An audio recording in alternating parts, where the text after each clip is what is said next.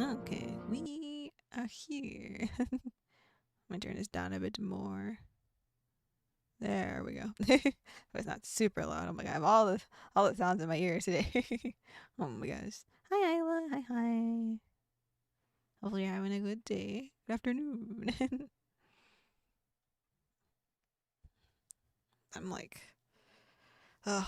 The worst thing about having like longer hair is that like when I have it behind my back, it feels uncomfortable. But like if I move it to the side where it's like over my shoulder, I'm just like, nah, it feels weird. Man, I'm in short hair. I might cut my hair again sometime. I'm good. I'm good. I slept in a little bit today, so I was kind of rushing through my day, sort of, to make sure I had enough time for to get ready for a stream. And I was just like, oh. But it's been a good day so far. I am glad I put these streams in the afternoon because if I did these in the morning like I did last week, oof, I would be struggling so bad. Oh no, that would suck.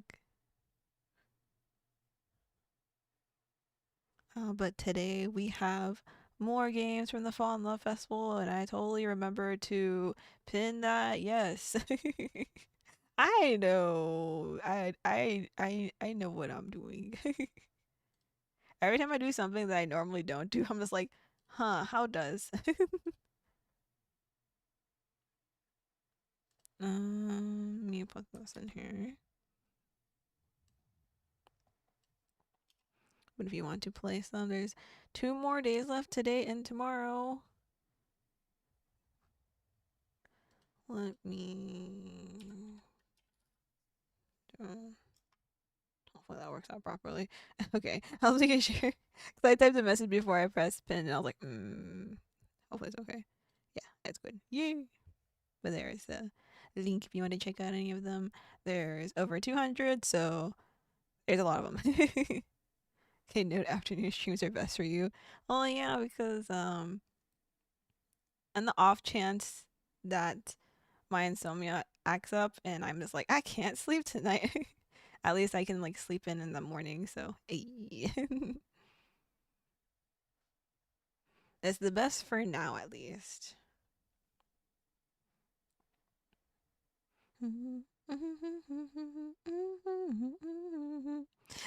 I'm always jamming to Got 7 songs. So oop. Yeah, some days I sleep okay and it's not a problem. But some days not so much. It's usually the beginning of the week because I'm getting used to sleeping normally and waking up earlier again. Because over the weekend, I won't go to bed till like maybe 1 or 2 a.m. typically. So my body's trying to like adjust from that.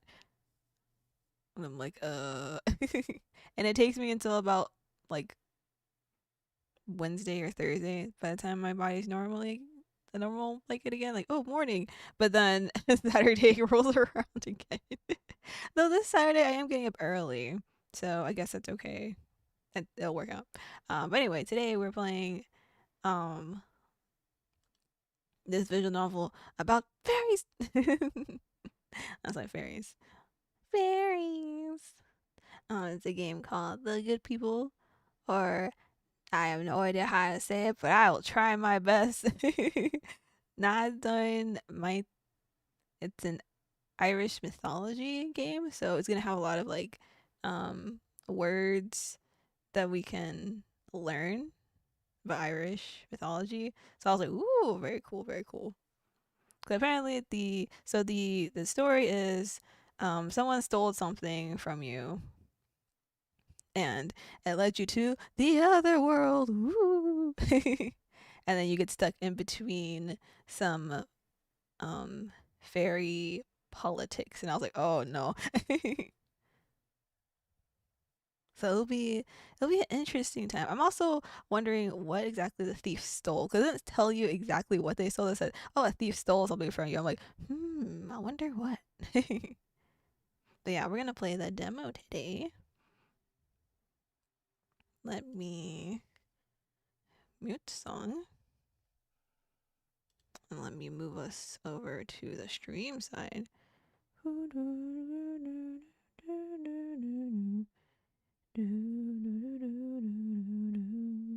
me put the game volume back on.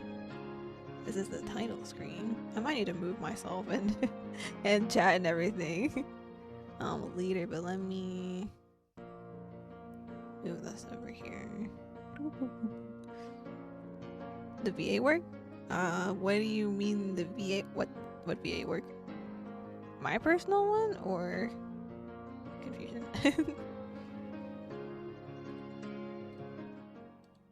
Okay, I was like, can I click on that? Okay, because I was clicked off of it. So I was like, coming, because the title screen was allowed. So I was like, how do I get to the settings? You have to make your character creation first.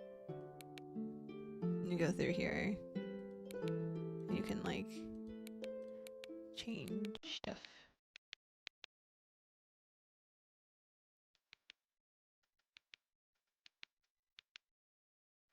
So that's interesting how you can't like actually change your name, but you can change your nickname.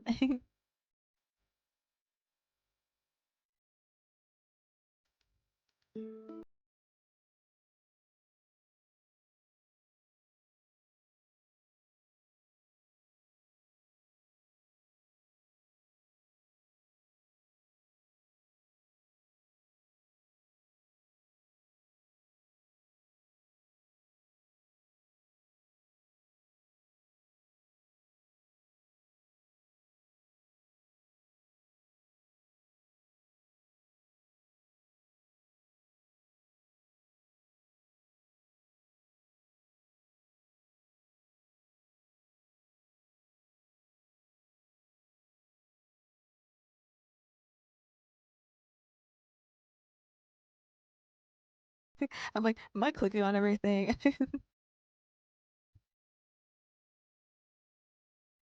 And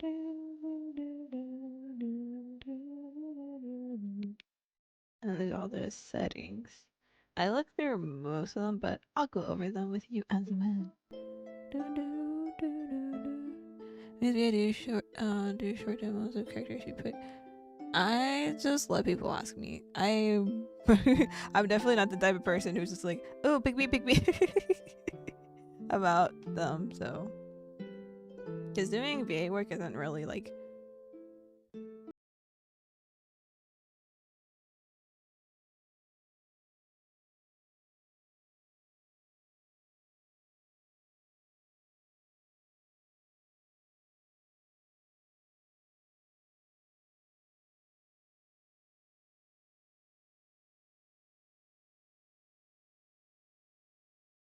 and ask me for stuff.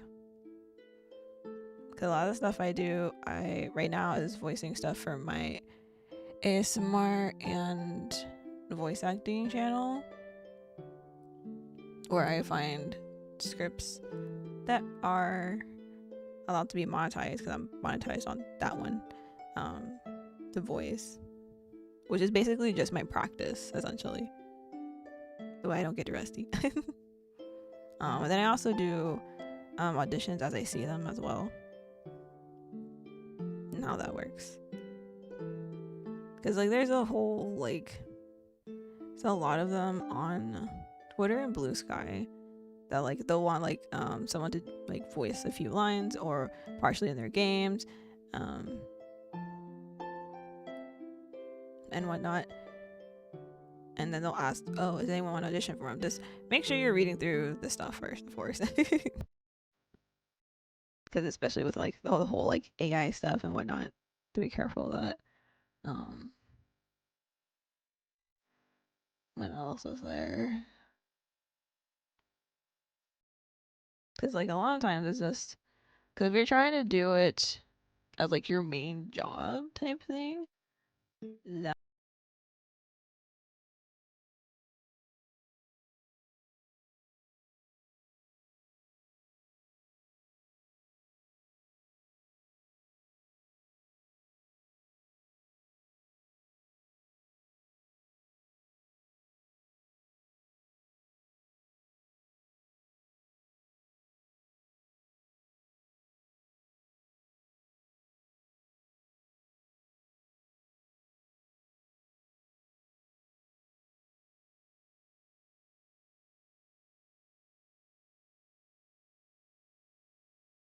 especially nowadays with social media, like big companies and just some companies in general, they won't even look at you if you don't have a big social media following. Like they don't, like a lot of them don't even care if you can voice act properly. They care if you have a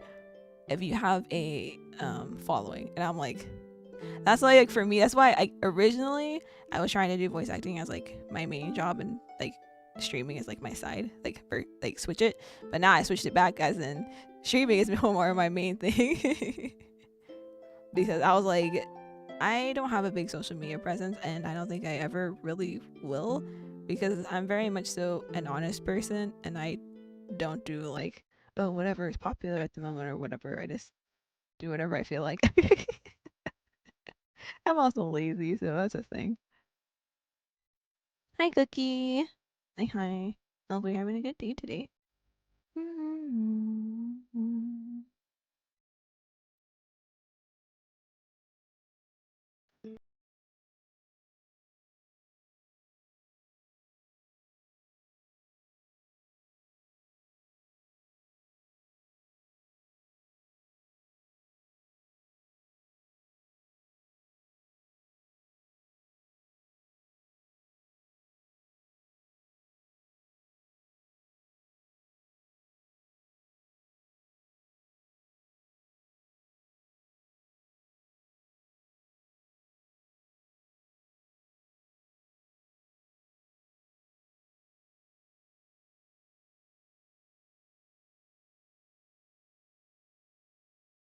If you don't live alone, you have like roommates, or you live with your parents, or like whoever, then that's even easier.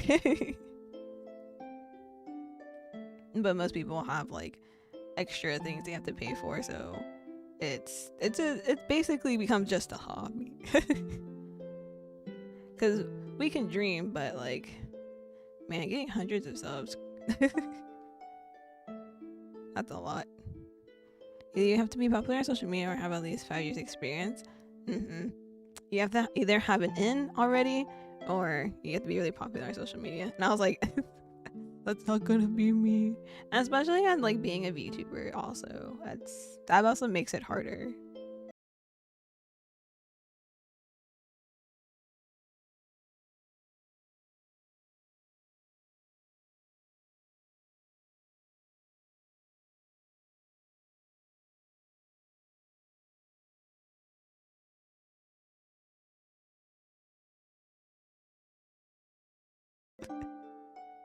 But yes, don't give up.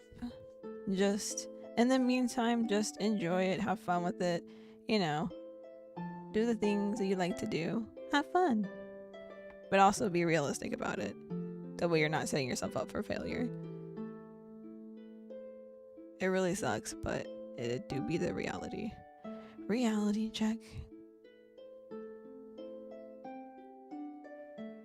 Let's see. So you can put the game in full screen mode, which I have it in right now. Originally I didn't, and it basically just makes a little outline throughout my screen. So I was like, I'll just leave it full screened.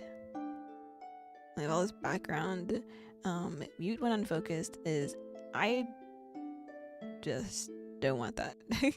I have that in like other games when I play, but not this one. This one I have the main volume up pretty high. Now I have music up about 50. The sound a little bit less, because usually sound is like usually the sound in games are really loud. So I should put it out a little bit. Voice, I don't know how loud the voices are, because this game is, I don't remember if it's fully voiced or partially voiced, but yeah.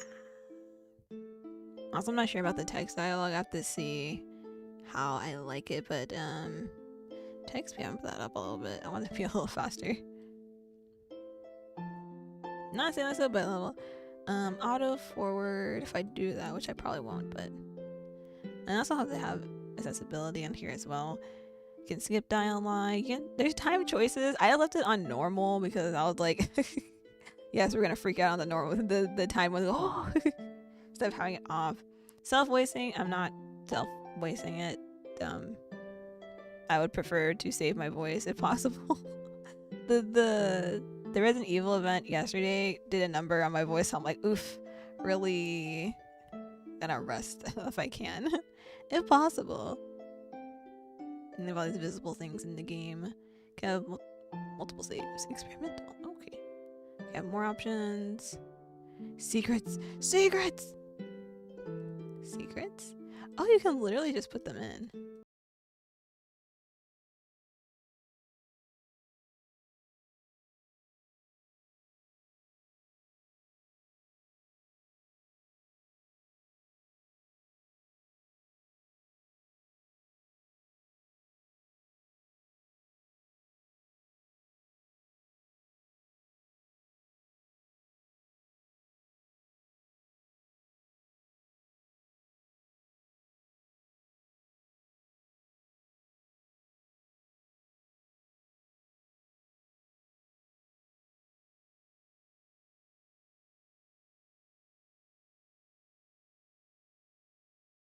And they have all these are each, I'm guessing they're chapters. I'll get into it, but I don't think I have a good enough voice for it. It's not about if you have good enough you are, but do different voices. Not necessarily. A lot of voice actors just have good voices in general, and they just use that same voice for everything. They don't even change their voices. That's like a common misconception about it, is that you have to be able to like do a bunch of different voices, but you really don't have to. It's honestly up to you. So guys, that was on thanks. No problem. Good luck with your stuff. Let's see. There's 1, 2, 3, 4, 5, 6, 7. 7. And this is the Book of the Traveler. The Good People. Volume 1. Book of the Traveler. Preface. Oh, it's even. Oh, okay. I'm not gonna read that. But the other ones you can't go into, but you can click on them. The Book of the Soldier, the Book of the Warrior, all the birds. The King. I just wanted to look at them, see if they say anything else. The Queen, the Trickster, because they don't want to spoil anything about the later chapters. And then the Book of the Master. But the Book of the Traveler is part of the demo, so we're going to be playing that. They also have the glossary, which I don't think we can see during the demo. Oh, we can. So it's just all the words in here. You can look through. We have side stories, not available in the demo. Illustrations, not available in the demo. That's what achievements it's with. We also have the world map. What? Oh, damn. Full map. I wasn't reading. Dang. The whole map here. Click to the main menu. And you'll have artifacts here that you can look at. I'm kind of like blocking the corner, but you go back and forth through these little tops here. Anyway, let's start with the Book of the Traveler.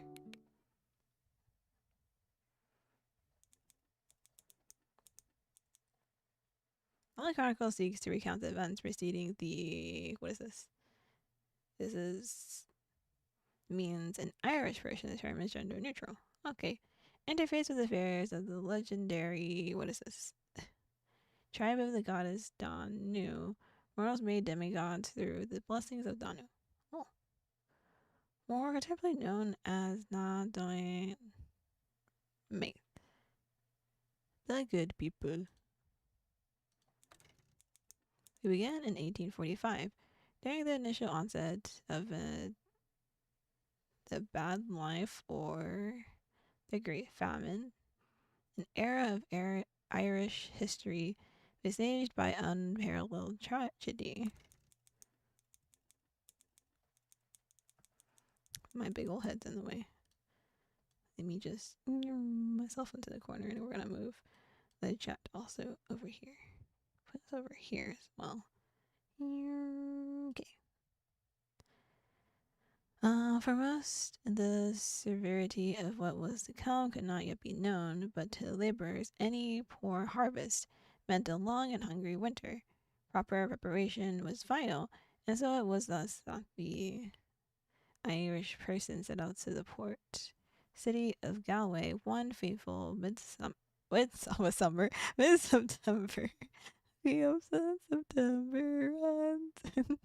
Morning, ready to pawn off an assortment of family heirlooms and other disposable valuables. It was the only way to ensure survival. This journey, however, would be far longer and far stranger than anyone would have ever otherwise anticipated. Ah. Replay mode. In replay mode, you can freely experiment with different choices within the chapter without affecting your current progress.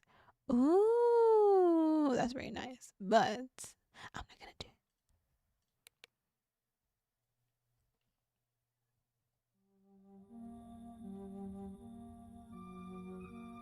Let me get some of my water too. I did not hydrate before. So let me do a little bit now.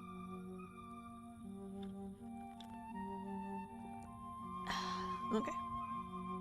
Also, don't forget to hydrate as well. Everyone, we need hydration.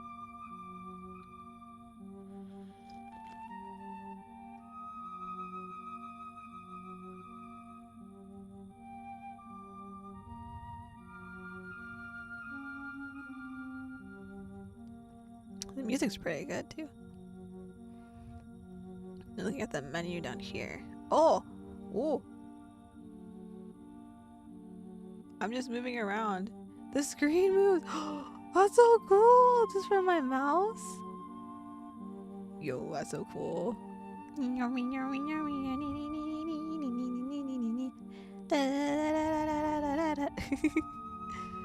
Oh, this is gonna be a time. Okay, because I was gonna go on this down here. So let me use a bag, fast forward, quick save, and quick load. And I don't know what this is. Oh, it's like to exit and like change your settings. Oh, no. I didn't even do that. My bad. Okay, there's a dull ache in my belly. A hollow pain that's been nagging at me to eat the wee morsel Mom gave me this morning. One small potato. Potato. I like potatoes. Potatoes are so good and so versatile. You can do so much. And ignore it again, but not without effort. My last proper meal had to have been last night's supper, but I know I can get by on a rumbling stomach a little while longer. There'll be time to eat when my errand's over and done with, and that should be soon. I hope. I hope. Oh no.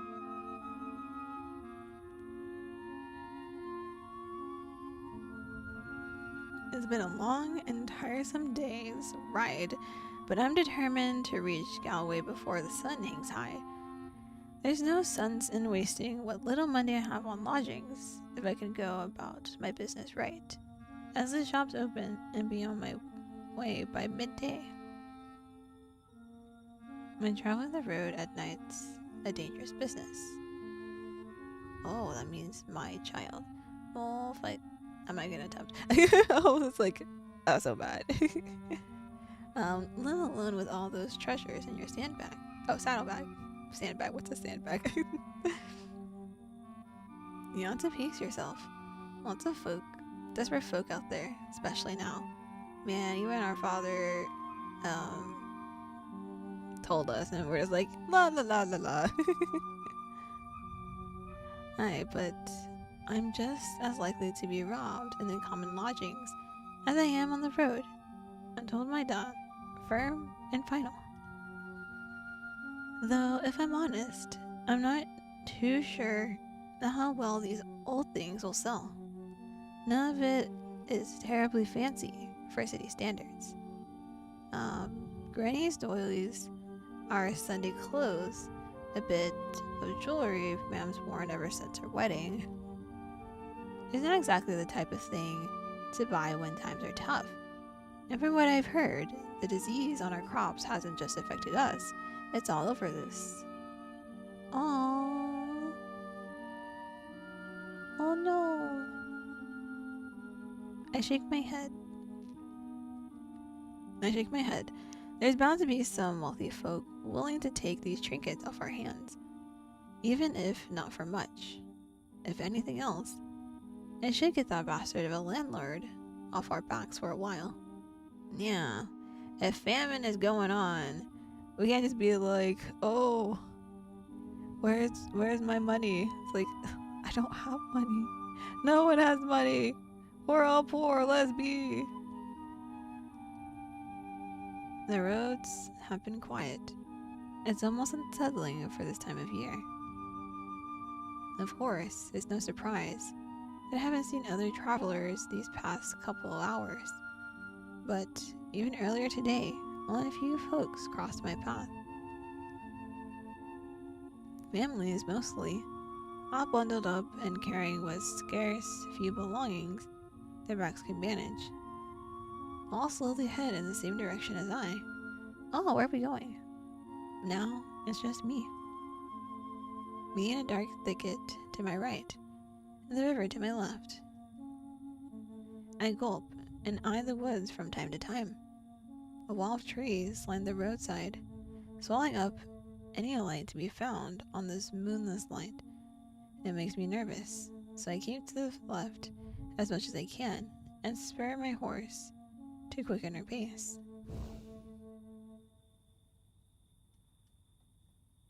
Whoa, steady now. Darby, my family's workhorse, slows to a restless halt in the middle of the road. I sigh, continue to prod her, but she refuses to move 1 inch further. I ought to sell you off, you stubborn old... I'm getting close, just over yonder. I can see the beginning of the city silhouette on the horizon, but it'll take me a few more hours to get there still. Right, alright.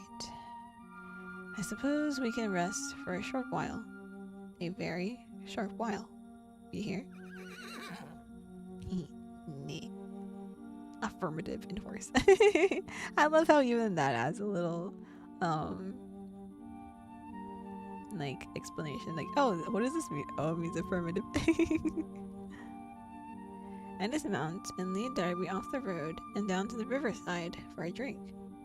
As she wades into the water, I linger back on the shore and stretch my aching limbs, not willing to get my feet wet to keep a hold of the reins. My shoulders tense as I spin around to look down both ends of the road, searching for the source of the whistle I just heard. It's someone out there. No one answers me, nor do I see anyone in the darkness. I clench my jaw. Peering back over my shoulder at Darby, she seems entirely undisturbed, yet too far for me to grab in a hurry. Well, not that she would go anywhere in a hurry either. That's okay. It's okay, horsey. You do what you do. I sigh and rub the bridge of my nose. Her ears are better than mine. It might have been nothing. Oh, there's someone here. I lift my hand from my face and glare right across from me into the trees. I didn't see anything move, but I heard something. I'm certain of it. Leave, investigate. Oh shit! Investigate! Investigate! Oh gosh. Man, I pressed investigate. I meant to leave. No. No. It's like in a horror movie when people are like, oh, I heard something. Let me go look. Oh man. Oh well. I'm gonna live with my choices. That's exactly why I kept the timed one on. Cause I was like, I'm gonna live with whatever I pick in the moment. I quickly searched the ground for something to defend myself with, but only managed to eye a flimsy-looking branch in the grass. With a grimace, I grab it and make my way across the road. It's no weapon, but it may be enough to scare off a wild animal. As for a person, well, I'll be less lucky if it's a person, but old Darby's a willful beast. and not terribly bright. Oh god. Oh no, that's just calling our horsey dumb. Oh. No, I believe in Darby. I've got no choice but to confront the thing. Whatever or whomever it is. The thicket is as dense as it is dark, and even more intimidating up close. Carefully, I held the branch out in front of me and prodded the underbrush, pulling the foliage back to stare into the trees for any sign. Oh, birdie! I jump back and nearly trip as a little bird flies out from the woods and rushes past my face, close enough to feel the brush of its wings.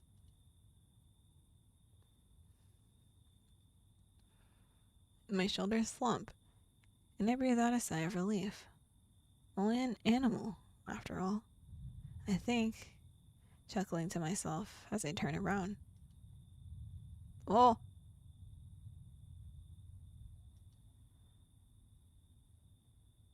Who is it? Who is it? Is it someone hot?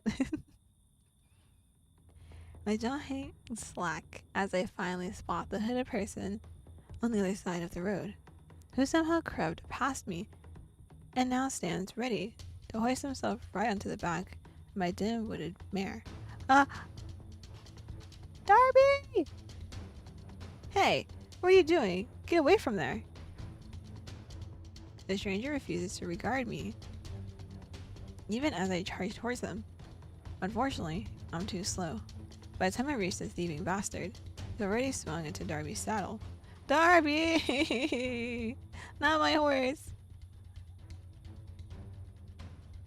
Run fast. Let's go.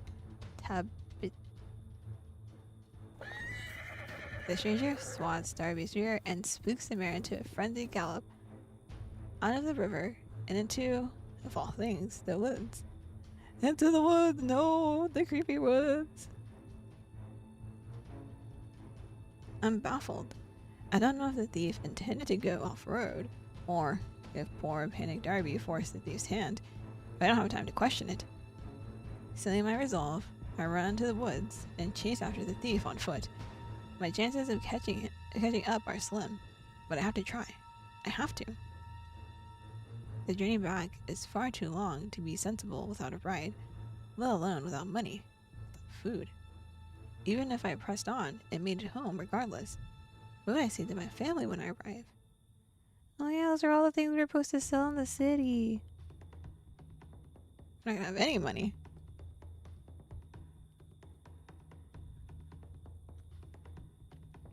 So when they said a thief stole our stuff, they meant all of our stuff.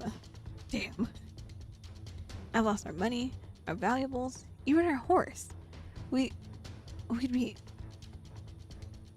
Ooh. Pretty forest. Pretty creepy forest. Jaw clenched, I run as fast as my legs will take me, wading through the trees, barely able to see more than 10 feet ahead of me, and with only a path of snapped branches to guide my way. Lucky for me, the thief seems to be running straight through the woods. Had they instead decided to veer in another direction, I'm sure I'd lose them for good. It is odd though. I can't imagine why the thief would choose to push further in. Would it not make more sense to simply keep on to Galway, where all those things would sell? After a while, I lose track of how long I've been running. All I know is I need to keep moving, no matter how tired I am, or how my gut turns and growls. Oh no, are we hungry too? Oh no. Fortunately, just as soon as I began to fear that I'll never see the end of these woods, the trees began to thin out into a glade. I paused for a moment to catch my breath, but the strangeness of this place does not escape me. Ooh, looks pretty though. Pretty, yet creepy, if that makes sense. At first glance, I think that I must have gotten turned around I return to the riverside. But the longer I look, I can see that this body of water, it's not a river at all. It's a small lake, surrounded on all sides by tall, jagged stones. I move closer on impulse and feel heat from the water rising up on pillars of steam. The surface also bubbles like a simmering stew, and if my eyes aren't deceiving me, the water looks red. Oh no, why is it red?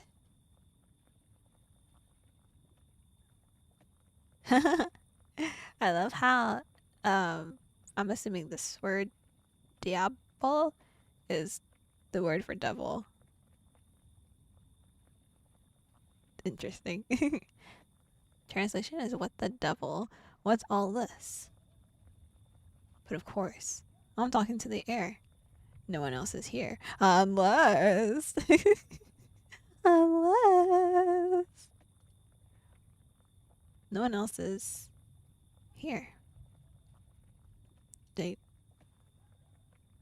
My heart pounds as I spin around and search the ground for Darby's tracks. I can't afford to get distracted like this. The longer I linger here, the farther the thief gets. Thankfully, it doesn't take me long to find a fresh pair of muddy prints. They came out of the trees and near the same spot I did, then halt abruptly, slowing to circle into a different direction.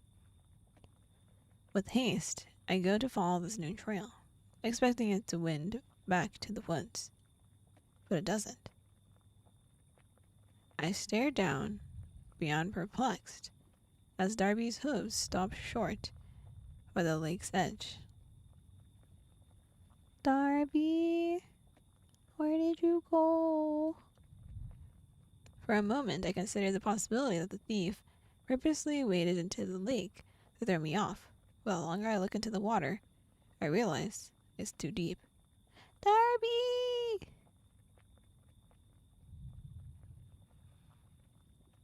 There's no gradual decline. It's a steep drop, dark, murky, and without end. If the thief did steer Darby into the water, they would have. Oh. Deep breath.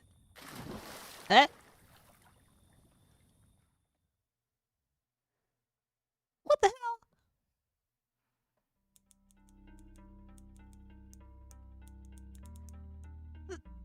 This shoved me into the water. Excuse you. So first you steal my horse and then you're gonna shove me in water? How dare. Wait until I get back out of this water. Just you wait. Lake of the Dragon's Mouth. A waypoint between worlds. Oh, so it's like a little teleport type of thing. You go into the water and you go boop into the other world. Oh. As one of the many yet few waypoints between the land of the young and home of the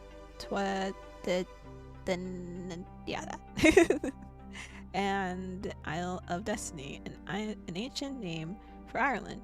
Oh, really? Oh, interesting. Hidden away and forgotten by most, it stands unique for its relative case of access and longevity. Yet similar to other waypoints of its kind, the threshold remains closed, as to prevent accidental wayward travelers. Unless, of course, it has been deliberately opened. I would assume what just happened. Let's save. Okay. Chapter 2, The Green Knight. Dun, dun, dun, dun. Oh, so the other volumes and inside the volumes are chapter. Ooh! Whoa! We're moving again!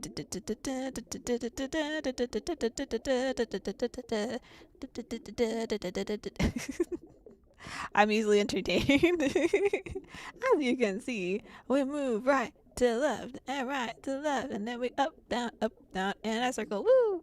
Okay, I'll stop. Oh, oh, we're back out of the water. Ooh, pretty. Where are we? Ooh, flowers. Pretty flowers. Oh, I can move again. After filling in the water for God knows how long, I finally find the surface again and drag myself onto the shore.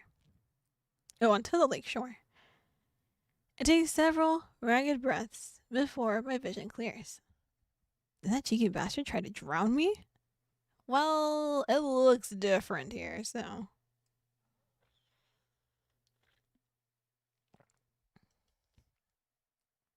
I look around to see if I can work out which direction the thief went, but nothing looks familiar.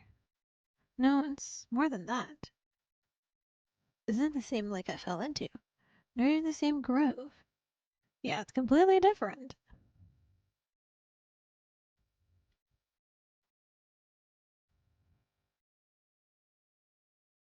The ruddy water is now bright and clear, and adorned with lily pads.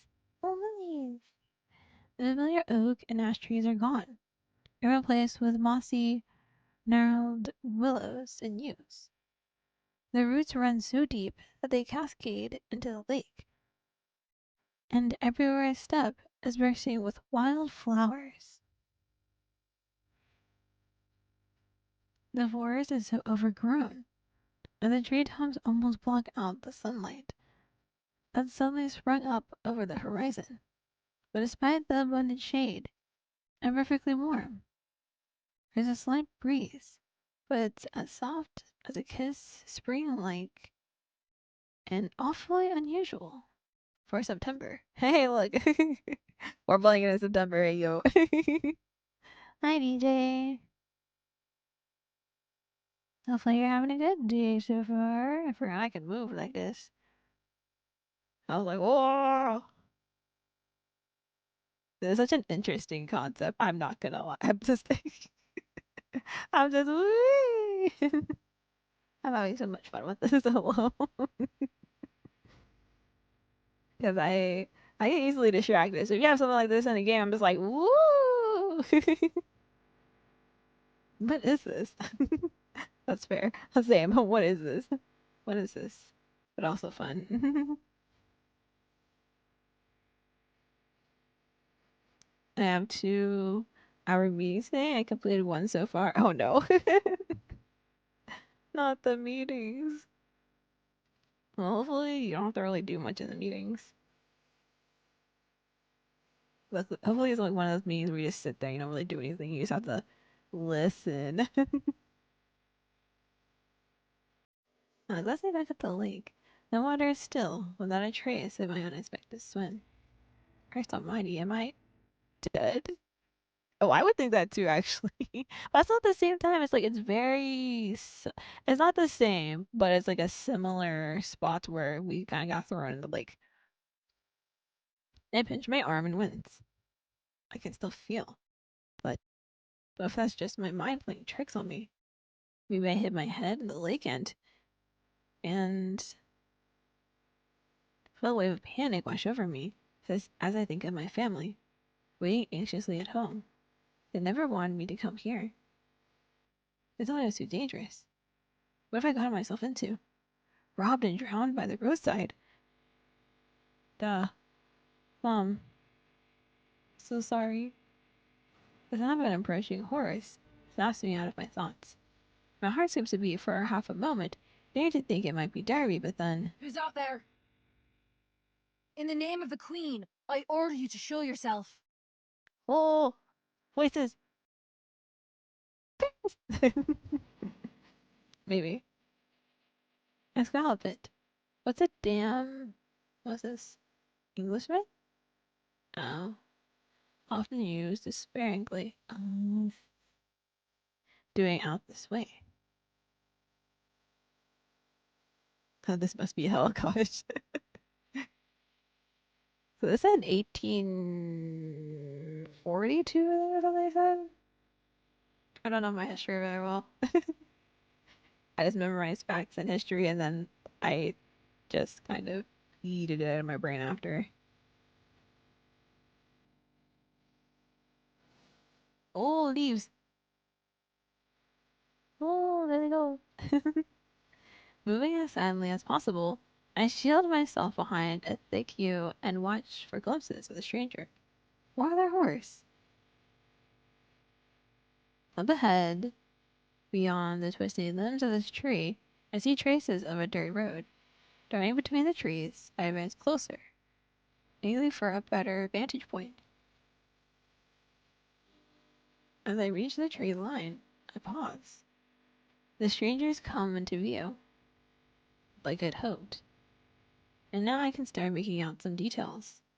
The pink sash peeks out from the foliage, which appears to be draped across some kind of cloth armor. Oh, I squint. Is that a spear? What's the military doing roaming around this with spears? They're quite short for a soldier, too. Well, okay, look here. Short people could be soldiers, too. This is getting odd. I slip against a tree. My wet clothes feel heavy, and my back is beginning to ache with tension. Have you ever, like, gone into, like, a pool or a body of water with your clothes on? It's heavy as hell. I did once with, like, my shirt on, and I was like, never again. It was so heavy.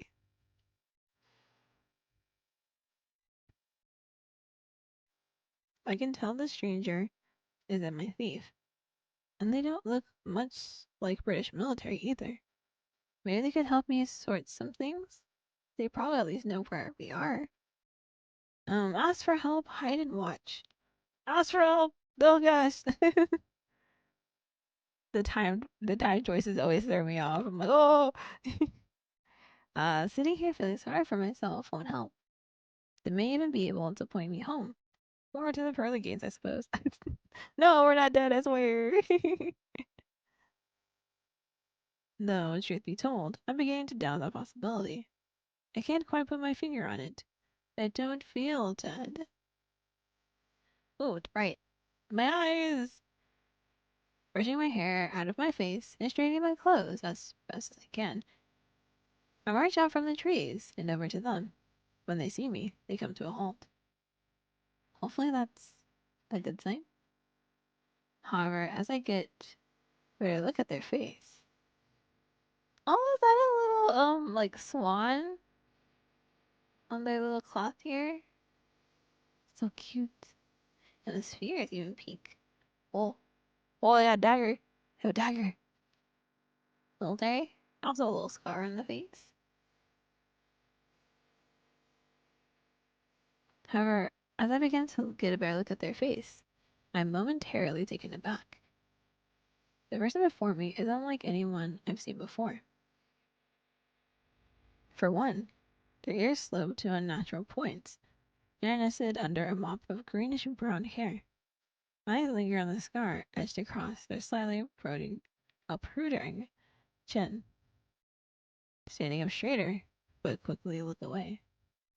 Careful not to reveal too much surprise on my face. Okay, so they're not common in the wherever we're from. No wonder things have been so strange. I'm not dead. They're not human.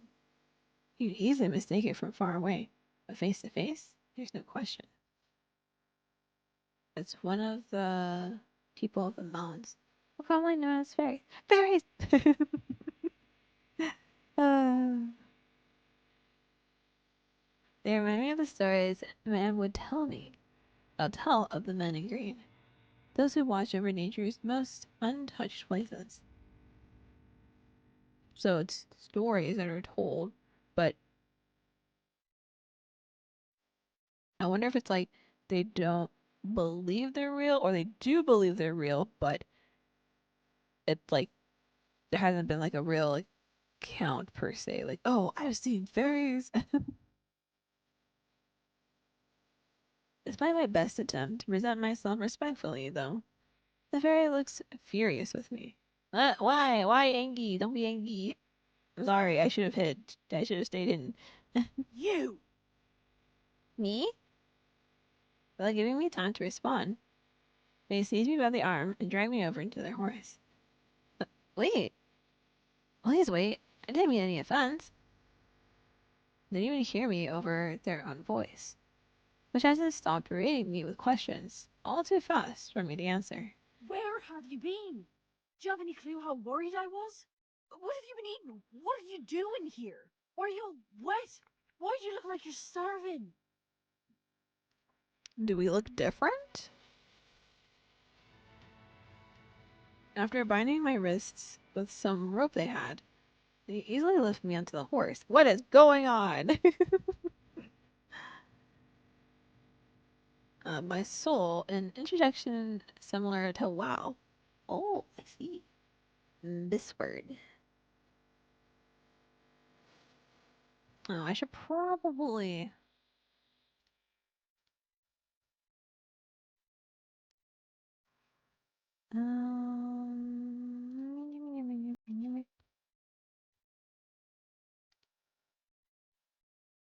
Wonder if it will. There we go. Capture the cursor. That way you can see the cursor. Feels kind of weird that you can't. There we go. Now you can see the cursor too.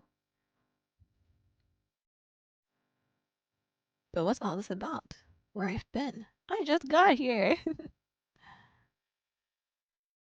Cursor's very cute. I wonder what this design means. Or does it mean anything? I look down at them pleadingly and take note of a small swan emblem on their sides. Hey, look, that's what I said. That's really cute. Oh, wait, hold on now. You gotta listen to me. Whoever you think I am, you have the wrong person. Unfortunately, my words fall into deaf ears. To be honest, though, the more they shout at me, the less angry they sound. If anything, they're acting more like a concerned parent. Sighing heavily, I slump into my saddle, not acutely aware that I'm being kidnapped by a fairy. At least I get a break from walking now. we get to rest our achy, breaky feet.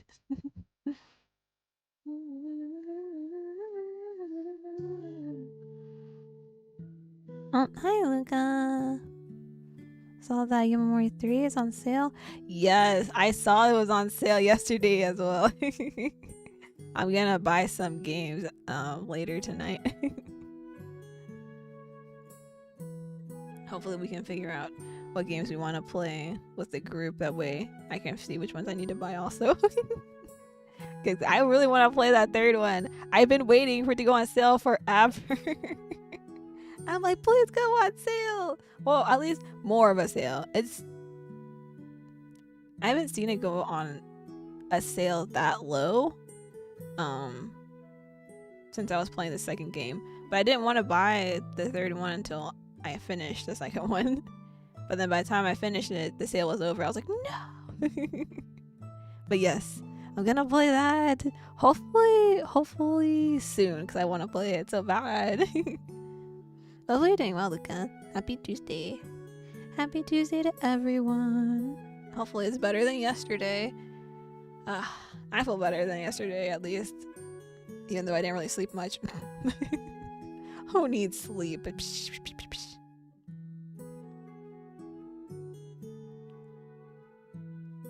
Come home safely. My oh, that means my treasure. That's so cute. I'm not even gonna attempt to these words. Although I think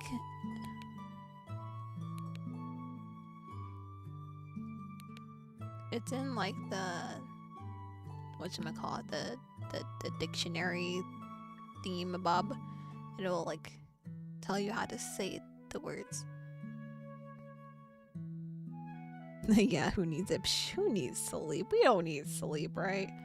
We don't need sleep.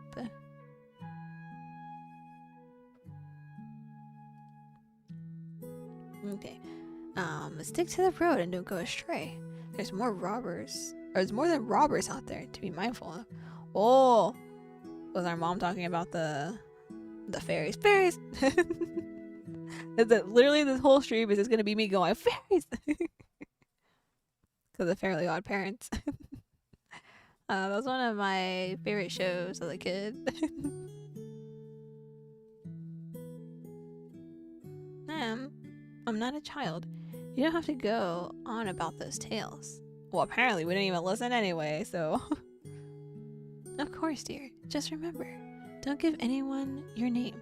Mind your manners, and don't eat anything you're offered.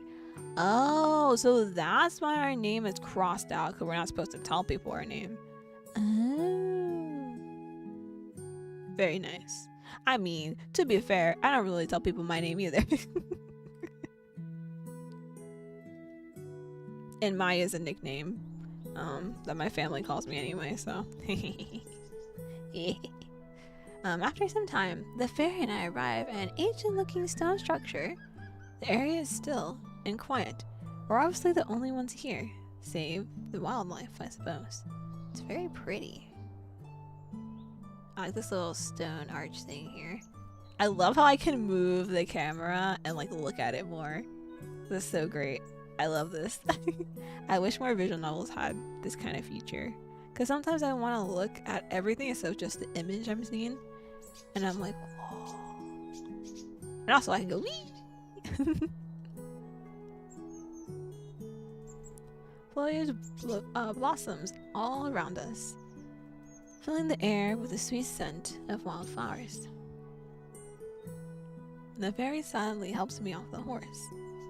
They stopped yelling a while ago, and so we were forced to travel in sullen silence. As they lead their mare to the stables, I awkwardly fiddle at the rope around my wrists, but it's no use. It's too damn tight to wriggle out of. I take in my surroundings and spot a flourishing fruit and vegetable garden off to the side. Huge strawberries rise out of the garden bed and spill over onto the path. My mouth waters at the sight. Entranced by bulbous ruby red berries, I almost don't register my captor returning to my side. Pea should be ready soon too. You grew all this? Of course. Who else would? They gave me a puzzled look. I just meant you aren't having any trouble with the land. I look at the garden. The pea pods are plump and near ripe. And a hint of wildness is present in the chaotic tangle of stems, leaves, and produce. My thoughts turn back to our struggling farm and the people waiting for me to return. My stomach churns, and the encouraging hunger from the smell of strawberries turns into nausea. Oh no. I suppose, whatever this place is, the blight hasn't come to it. I would assume it doesn't come here. Trouble? Why would I have trouble? Honestly, what has gotten into you, Daoine? Daoine? Not you, that's for certain. Strangely, the name means human. Wait, what? No. Daoine, no, I falter, remembering my mother's warning. At the time, I brushed it off, but now I might need to think twice. Not them. Who else would you be? Wait, answer that when I have some parchment. Without giving me time to respond, they lead me into the structure. Ooh, this is a cozy little place. Look it. Got a little bunny blushy over here in the corner behind my big old head. Some strawberries, I think. Some birds. Is that a plushie? Is that not a plushie? Some flowers. Fireplace. Chair. Whatever this is. It might be like for target practice? Question mark? With a little apron and a... I wonder if this is for cooking. You know, kind of like the pizza thingy? Where it's like that, there's a bed in the corner. A lot of interesting things. Oh, there's candles. I didn't even notice. I didn't even notice the candles are here. The bottom floor is surprisingly cozy, especially given the formidable exterior. Someone has gone to great lengths to make it feel like a home. The hearth is warm and comforting. Potted plants and homemade dolls are scattered about, and there's a faint smell of baked bread lingering in the air. They guide me over to a small two-person table. I'll be back in a moment. As I wait at the table with not much else to do, I let my eyes wander over the decor. And how like the lace on this doily is done so well. I wonder if the fairy made all these things. The dolls, the doilies, the knitted blanket on the back of the chair. I nervously eye the comparatively crude monstrosity propped up on the corner. Oh, yeah, that thing. This I was pointing out earlier. I was like, what thing? Oh, this. Which I assume is some kind of training dummy by the arrows in its torso. The words Traitor King are scrawled across a sign slung over its neck. No doubt a testament of the dummy king's villainy. Suppose some things never change, no matter where you go. But what is it guarding? When the fairy didn't come back immediately, I used the opportunity to rise and check. It's holding a cell. A remnant of this building's purpose, perhaps, before the fairy made it home. Peeking through the bars, I scanned what may be in my future. Oof. So it was this nice home used to be a jail. Noted.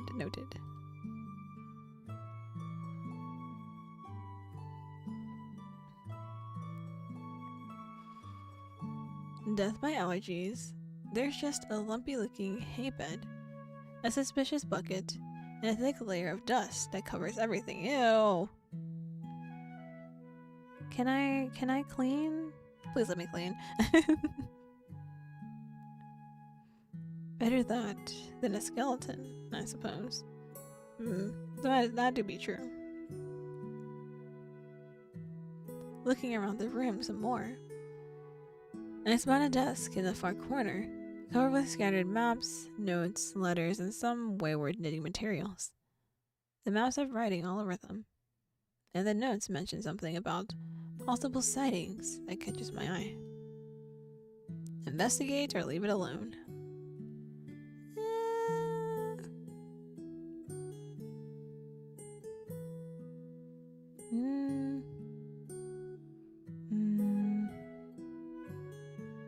Which one should I pick?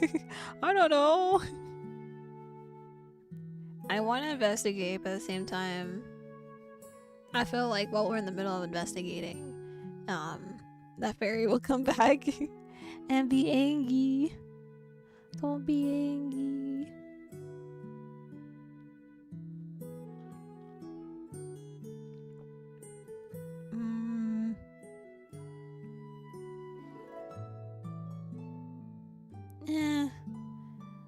I mean, it's not like we'll die or anything by just investigating, right? I move some other papers aside and look closer at one of the maps. Strangely, it looks a bit like Ireland at first. But the longer I stare, the less sense that makes. Oh, map.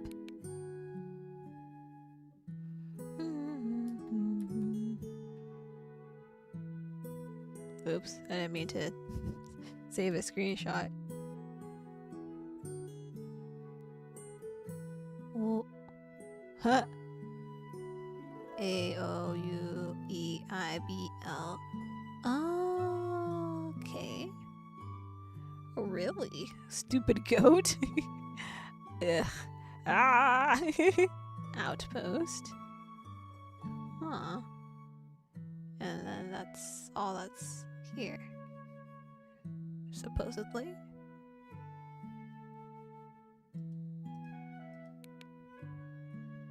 The continent or island is divided into 4 distinct regions.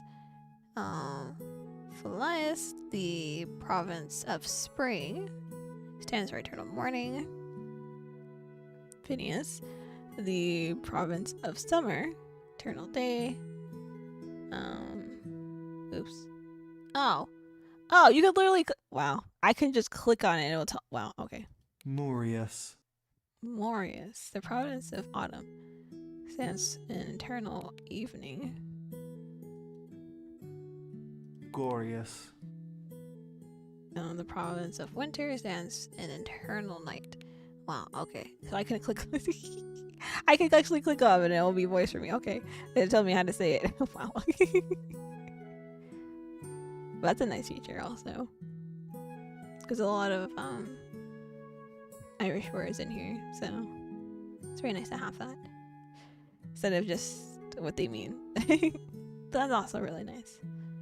Each name is then followed by a subheading, respectively, the province of spring, summer, autumn, and winter. I wonder what that means. Amid the various landmarks in city-like dwellings are symbols I've never seen before. The strange intersecting lines might be some kind of language, but I can't say for sure. As I keep looking, I notice some notes and scribbles jutting across the map in certain places. There's a little building in the FAIRIES that looks a bit like this place labeled Outpost. Is that what it is? An outpost? Finally, I take a look at the top of the map. There I see the presumed name for this strange land. Let's see how you say this. Tir na nog. Tir na nog. Land of the Young. I've only heard that name in stories. Could it be true? Have I fallen in the footsteps of... what is this? Oisín. Oisín. A legendary poet of Ireland and son of Finan Macmail, famous for his own journey. Oh, I see. I decide to distract myself from this revelation by moving on to one of the letters that's already unfolded. There's a broken black seal on the paper's edge, depicting a swan, like the fairy spin. Oh, maybe that's their seal. To the Honorable Shay Figlas. Name means courteous. The surname means green grass. Green grass. Interesting. I mumble the words aloud. That must be the fairy's name. The word honorable also clarifies some things. Seems I was right about them being a soldier, just not from any army I know. Suddenly I hear the sound of something being dropped on the table behind me. Caught red-handed! Lord, they're a lightfoot. Try to turn around as casually as possible, as though I wasn't just prying through their personal affairs. She keeps looking between me and the desk, and I brace myself for a new round of lecturing. Ugh, here we go. Instead, they begin talking rapidly. Look, I know you don't believe me, but I really do think I'm onto something. Oh. Close, I can feel it. Look. They run over to the map and begin pointing to areas and talking about things I don't understand. I wonder if I just look like someone else? I don't know. I'm curious. Hi, Art. Hopefully you're doing well. Welcome to stream. We're playing a vision novel about fairies. I'm doing well. How'd you doing, okie dokes? You just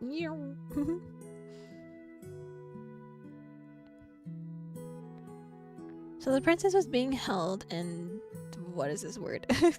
Duntalan. Duntalan.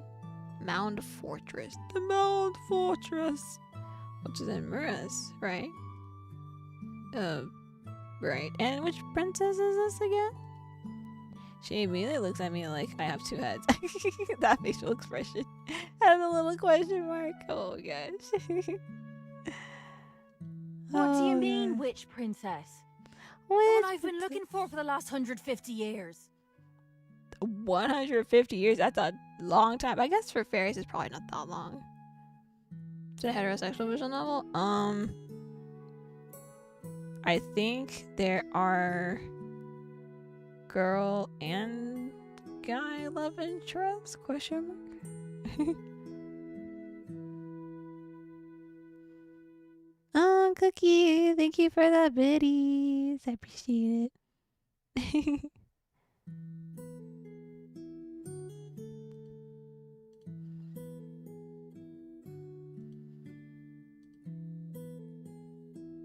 Oh, and Art, thank you for hydrate and stretch.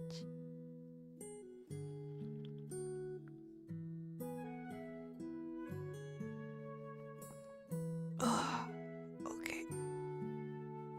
Oh, I accidentally clicked out of my...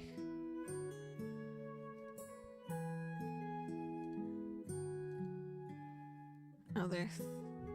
Where'd it go? Oh, I made my screen too big, no wonder. I was like, where did my other chat go? There we go. But yes, thank you for the biddies. Thank you for the hydrate and stretch. Make sure you're also hydrating and stretching, you know, getting the foods and whatnot. The missing heir to King Henri's throne. Oh, the last king. The last king! Feel the blood drain from my face. 150 years. Just how old are they? Long living aside, though, that's an awful long time to look for someone. I wonder if all this princess talk has something to do with that battered dummy in the corner. Not that I'm terribly inclined to ask. Anyways, it wasn't always unseelie territory despite the attack. We got that spot, but Moirai was right till the end. It only went to the traders after the treaty, so I might have been wrong about her getting stuck over there, given the timing. So now I've got a different thought. The princess was closest to her Druid more than anyone in the world, besides me. And that lot chose not to interfere with the war, so what if she's with them, hiding away in one of their sanctuary temple things? So I would assume Shay was probably like a guard of the princess? Question mark. We'll see. I don't know if they'll go into the explanation in the demo, but we'll see. When we escaped, they told her to go somewhere the unseelie can't go. Maybe she thought that meant somewhere not part of the war. Or maybe she didn't choose at all. She could be as much as a prisoner there, for all anyone knows. Says the druids refused to stand with us when we needed it most. It wouldn't surprise me to learn that they've kept the true heir tucked away for a rainy day. Hope that's not the case, but I don't know.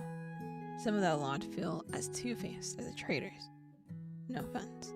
When you get done in Tever, I'd like to ask you a few questions about your time training there. It's a large city in FAIRIES and the capital of the Sealy Court. Oh, okay, so it's the capital. I glance back at the map. There's a Mar in FAIRIES. I was right. I really am insured to know. I freshly Wartorn. Oh, Wartorn.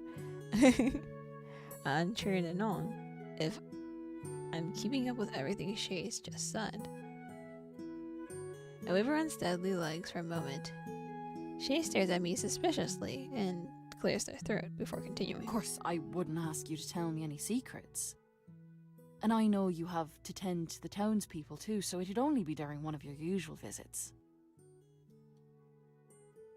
Assuming the queen lets you, after all this, I mean. I know she doesn't like me poking around about it. I'm sorry about earlier. She's been very sick, you know. But I shouldn't have been so rough with you.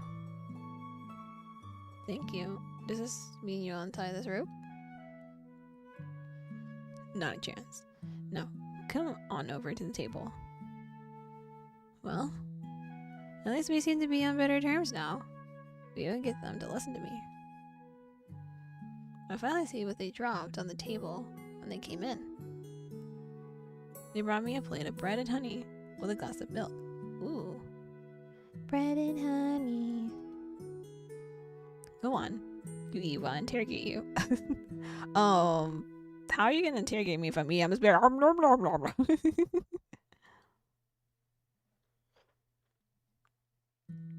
I don't quite like the sound of that. What kind of interrogation is this? I stare at the food, my mouth salivates pleadingly. Ugh. My stomach may be all for it, but every other part of me is warning me not to. If I ever intend getting home, that is. I swallow down the hunger. I'm not hungry. What is this? Oh, thank you. Guramahagat. Go rob what? Guramahagat. Go rob I'm not even. I can't. My gut groans in protest. Traitor. It's getting a sign too. I'm sure about that. Hey, positive. She stares at me, frustration plain on their face. But they don't press the issue and sit opposite me. Well, you never know. What if you put something in the food or in the milk? I don't know. They take out a scroll and begin scrawling quickly, mumbling to themselves. Finally, they look up at me. So, what were you doing by the loch? Lock? Their quill pauses as they wait for my answer. Explain.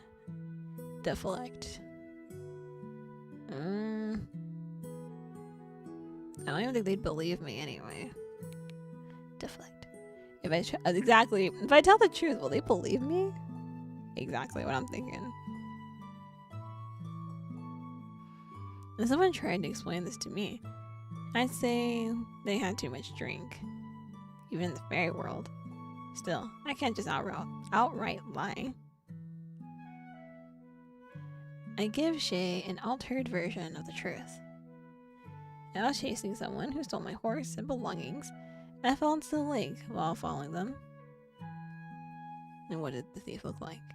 Which way did they go? Well, I couldn't see because they wore a cloak and a mask. Didn't see where they went either. You don't say. Well, we will just have to see what the Queen has to say about that story. Did I choose wrong? Hi, Beacon. Welcome to stream. Hopefully you're doing well today. We're playing a visual novel about fairies. Fairies!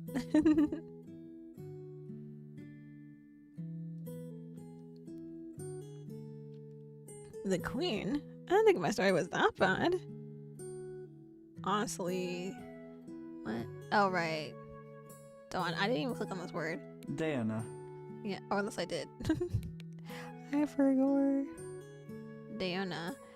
I don't know what to make of you now.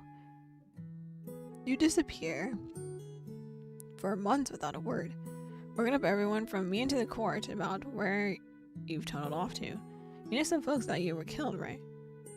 Or worse, defected. But if I hadn't come down for my rounds, who had even thought to come by the outpost and let me know you weren't dead? Now you're spinning all these tall tales. Please, I'm not. Help me find the thief and I'll show you. Shay frowns and instead of answering me, grabs my forearm. Oh boy, this again! You have a bruise from where I grabbed you earlier. I can't see what they're doing, but they begin rubbing the blossoming bruise and humming softly. Can you please give me my arm back? Yes, please. It kind of hurts. Reddening, they drop my arm and rush off to their desk. Aw, it's a cute blush. Cute blush. I look down and the bruise is gone. Whoa, what? It was magic! Fairy magic, fairy magic! Do you believe in magic? How do they do that? Glancing at Shay, I see they're busying themselves at their desk. I take a longing glance over at my food, or at the food, and see a piece of bread is missing. Wait, what? Where'd my food go? Wait a second, where did it go? Am I finally losing it? Honestly. I'm delusional. No, my food. While I'm trying to figure that out, I hear Shay nailing one of the notes they just wrote on the exterior door of the outpost. This prompts me to turn back to Shay, who then leans out a window to make a strange call. I gasp as a strange being with dragonfly-like wings flutters in and takes the note. I'll meet you at the palace. They whisper the promise to the creature and give it an affectionate head scratch, and then it bounds back out of the window. It bows in front of me awkwardly. You know that if you just tell me what you've been trying to do, I'd help you. You're basically family, Daoine. But if you don't tell me anything, then I can't. Then help me catch the person who started this mess. Gotta talk to the queen first. The queen! Are you sure you want to eat? Again, I appreciate it, but no. The final sigh, they gather their things and lead me out the door. I guess it's time to meet the queen of the fairies. Oh lord, what have I gotten myself into? Fairies! Save. Chapter 3. The Master of Secrets. Wonder how many chapters there are per volume. Oh, the leaves again. Ooh. The ride to Tamara is quiet. Shay keeps glancing warily at me, like they want to ask me more questions. But she changes her mind every time. I suppose I'm not sure what to say either, since nothing I tell them makes a difference. If only I had anything from my saddlebag. Ooh. Pretty. As we approach the city, we ride through the farmlands on the outskirts. The fields are all flourishing and ready to harvest, even though it feels like a beautiful spring day.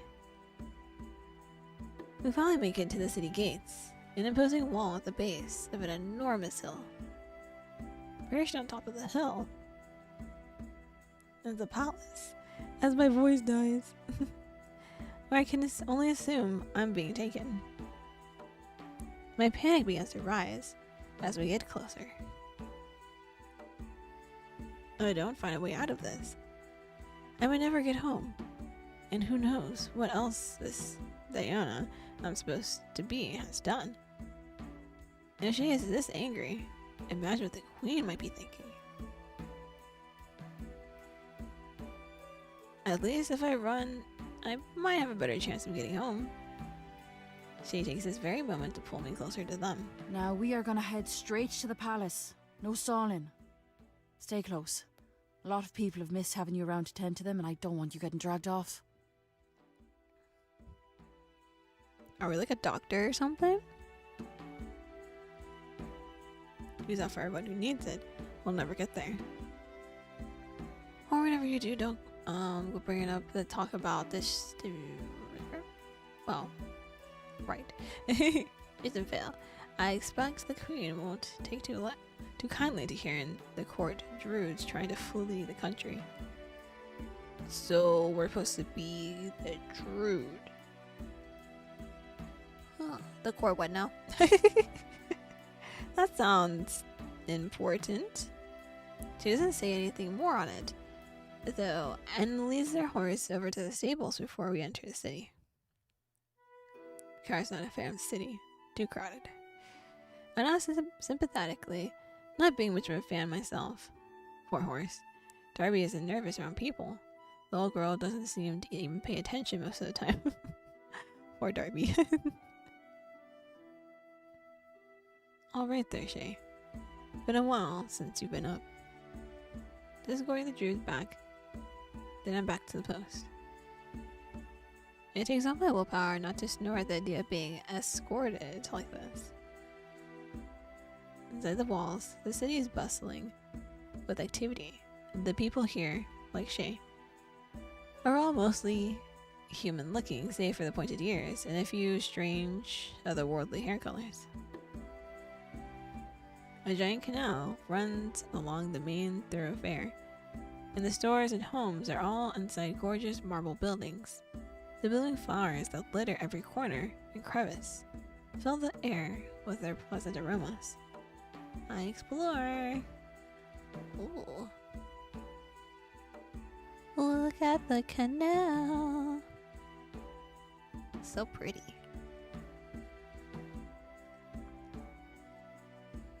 What's this? Oh, again with this word. Actually, did I ever listen to what it said? Manum. Manum. Manum. I don't know what I expected, but it was nothing like this. I crane my head as we walk to see as much as possible. Down the alleyways, I get a glimpse of those shabby row houses, dimly lit stores. Jay and I walk side by side, and I have a firm grip on my bindings. At first, I'm annoyed by the short leash until an elderly woman suddenly grabs my arm, her bony grip locked around it. Daoine, dear, I was so worried when I heard. I thought to myself, now who's gonna make wee Kirsten's medicine? I can't make any medicine, so you're on your own, ma'am. I feel a bit bewildered getting picked out from the crowd. Seems Shay isn't the only one who thinks I'm Daoine. As I prepare to respond, Shay quickly cuts me off. Not just now. Miss Depore, I promise to get Daoine back to you, but first, we've got to see the queen. Of course, of course. You come around too sometime, Shay. She leaves without a fuss, and it isn't until she's out of our sight that we continue on. I feel my stomach churn as we walk. While no one else approaches Shay and I feel an abundance of eyes on me. How well known is Daoine? Are they some kind of doctor? I don't like this. How am I gonna get out of here if the whole damn city knows my face? We come up to a busy crossroads filled with all sorts of food and bauble vendors. Amid the carts passing by, the large crowds, and the many alleyways, this could be the perfect moment for my escape. Escape! Run now, wait, we're gonna wait. I only get one chance, gotta make it count. We continue down the main I was saying wait because I was like, oh wait, no, wait, it's a time where I was like, wait, no, we're waiting, wait. Oh wait, we begin to shop windows and open doors to see the assortment of foods, trinkets, and fabrics offered. One weaver is particular in showing off what looks like silk that shifts from silver into a rich purple color. In the light, a small crowd of admirers clap and gasp on cue. A mobile vendor is calling out to pedestrians to lure them over to her shop. Some of her trinkets are shaped like creatures I've never seen before. A couple remind me of the one I saw Shay talk to. Some of them sparkle with what looks like real gems. I guess I wouldn't be able to tell if they were fake. I get the feeling I'm not wrong. Any one of these could probably sell for 10 times what I had in my sandal bag. The well-to-do looking customers don't seem too impressed though. Everything here is so fancy. I bet I wouldn't be so bad living in the city. I speak without thinking, temporarily forgetting that I'm supposed to know what here is like. She gives me a confused look that I am quickly growing familiar with. Look that says Daoine wouldn't think the same. I guess if you don't look too hard, I mean, you know how it is in duh. They stop mid-sentence as I'm remembering my story. Maybe they're finally starting to believe me. I doubt it. But whatever they're thinking, they quickly shake the thought out of their head. Anyway, you know how it is. Put the nice stuff up front so no one sees what's happening in the back.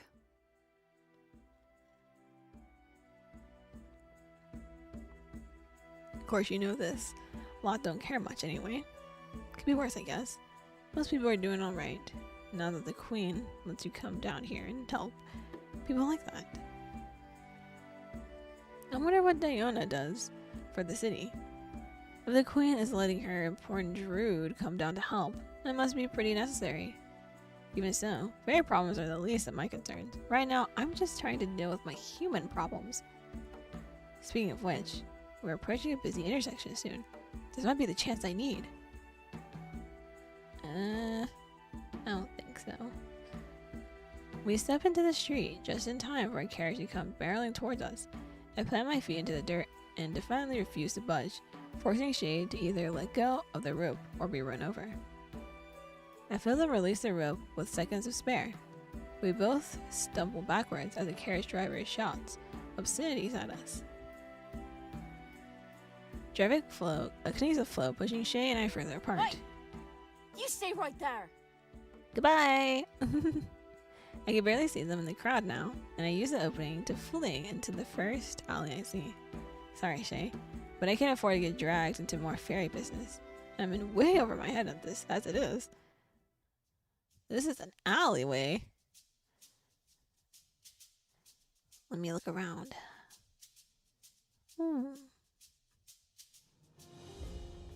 Seems like an outside of the city type instead of the alleyway. There's still little flowers over there. Little flowers.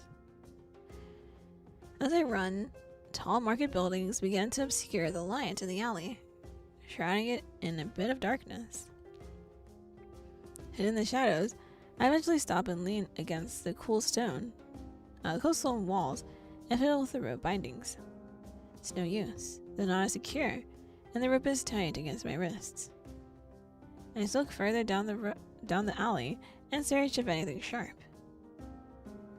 The alley gives way to another area of town where shabby storefronts have beggars and street food carts instead of comparatively posh vendors I just left. I mean, I'd rather have street food carts over like some pretty trinkets any day. I'm just saying, I'd rather have that, because honestly, just street food, so good. And also, it's typically pretty cheap too.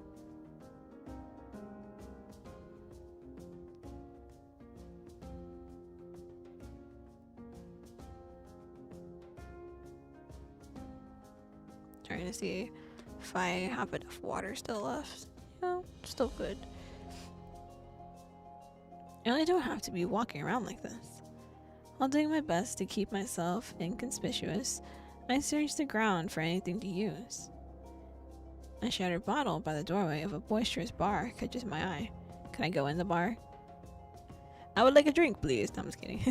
We can't stop. I dart over the snatch of my prize, shielding myself from the bar window. I try to saw at the rope with the glass shard, but it's difficult. Ooh, what's that? Ooh, where you going? But it's difficult. Even when I manage to twist the glass at an effective angle, my fingers will slip or my wrists will cramp up. Damn, Shay sure knows how to make a tight knot.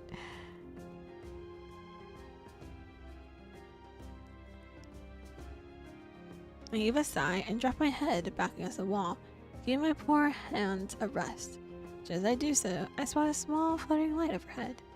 I squint my eyes as the light draws closer and hovers by my still bound wrist. I peer down at it and softly gasp. It's not a light at all, but a strange, glowing moth. Don't suppose you can do anything about this. As I'd answered, the moth quickly flies away. Aw, come back! Of course, foul little help you are. Without much other choice in the matter, I get back at it. But thankfully, after a painful few minutes of struggle, I finally finish cutting the rope. As I'm soothing my aching wrists, the glowing moth returns. Oh, welcome back. A little too late, aren't you? Talking to magical fairy moths now. Well, well. Imagine that. The Sealy Court druid, missing for weeks, found loitering near a bar that serves known criminals. What will people say? That voice just startled me. I was just like, oh, what is happening? Brandishing the glass shard, I turn to face the speaker. A tall, slender man stands behind me, his face half obscured by shadow.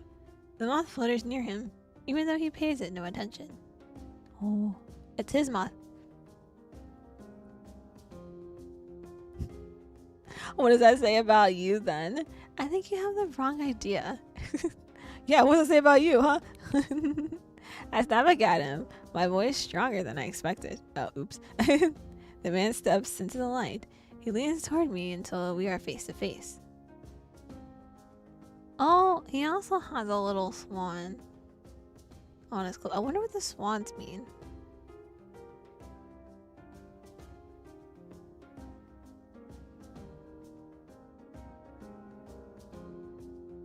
And his is golden, so I guess I'm assuming they'll probably match their clothing. Also has like his eyes match the little moth.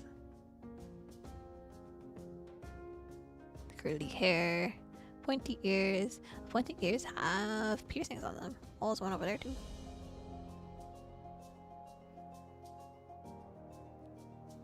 He's the prettiest person I've ever seen.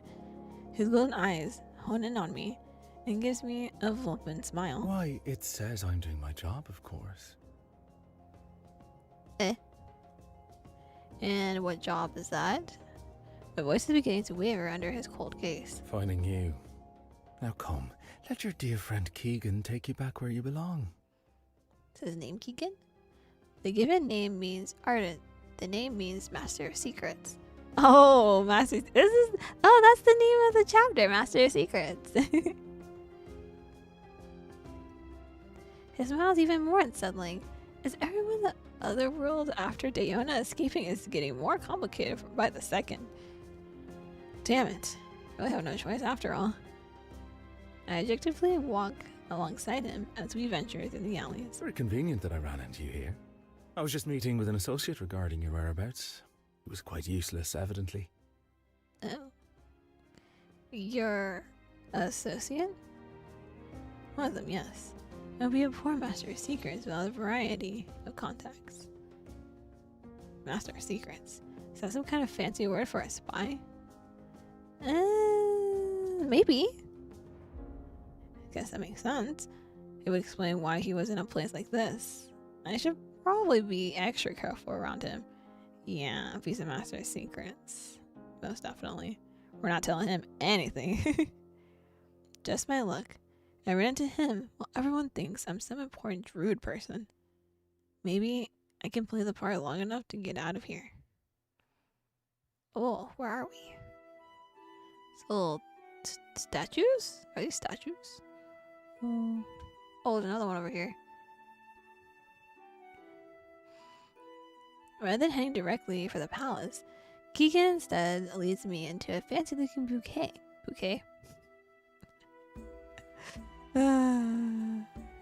I've never seen such a shop before, but Keegan glides through it with clear familiarity. The two shopkeepers whisper frantically between themselves when they catch sight of us. As Keegan approaches the counter, their whisper turns into delighted grins and greeting. Sus. Oh, Master Keegan, back so soon? Or is this a visit of pleasure? My lady, as much as I value my time here, this visit is not for me. Keegan attentively takes her hand and briefly kisses her knuckles. The young woman flushes pink before shooting me a look of contempt. Excuse me. Yes, about my guest here. I bring our flighty druid friend back to the palace, but all three of them stare at me. I nervously rub my dirty hands on my clothes. I've never really put much thought into my looks, besides from the times I've needed to mend a thing or two. Okay, so Shay was about to bring us to the palace looking all dirty and shit. Girl. What? Why? Staying in front of their judgmental eyes, though, the your clothing seems more shabby than before. You see the problem. I said we cannot present the druid in this state. The queen would be devastated. Master Keegan, how considerate. The queen is truly blessed to have such a man in her court. Now. Good sir, the pleasure is mine. I can't tell if Keegan is being sincere or not. The couple behind the counter don't seem to care either way. They rush to bring me an assortment of outfits, all while fawning over him. Suppose he is pretty popular. The couple never speaks to me directly, instead they talk to Keegan about me.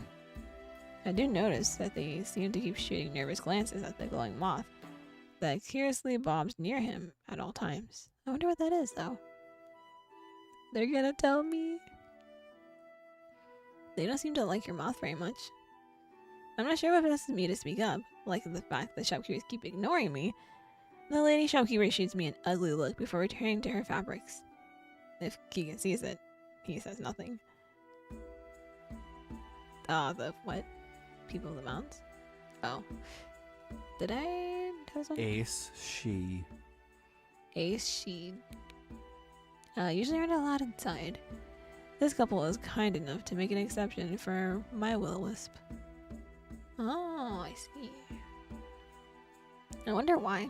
Is there like a reason? I stared dumbfounded at the fluttering moth. I grew up hearing stories about wisps. But to see one this close, it's different than I imagined. Cuter, I suppose? For a moment I paused. Wait, but aren't you and Aishi? What's different? What's the difference? My bad. As I say that, the couple both stare at me horrified.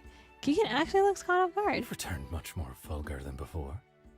Intriguing, but unbecoming. What if I'd asked the difference between you and a horse? It amounts to the same thing. What? How does that have to do with the what? As you well know, they were already here when we, the two a day, were driven to Tirnanog. It's a foul human conflation to assume we're the same. Well, to be fair, I do be human. Huh, so they're not fairies then. Or at least a different sort. Enough so that the conflation would cause offense. My first time in a fancy shop and I insult the owners. I'm not sure if Keegan cares about what I say, but I get the feeling the wisp means more to him than he lets on. Else he wouldn't keep it so close. What do you think, Master Keegan? The moth crap or the emerald gown? Keegan seriously considers each option before grabbing them both and walking over to me. He goes out the office for me to consider. Let's let the wearer choose, shall we? The fabrics are high quality silks. I'll never earn enough in my lifetime to pay for these. I have to find a way out of this before I end up deeper in trouble. Fear my friend usually chairs used as a form of a dress.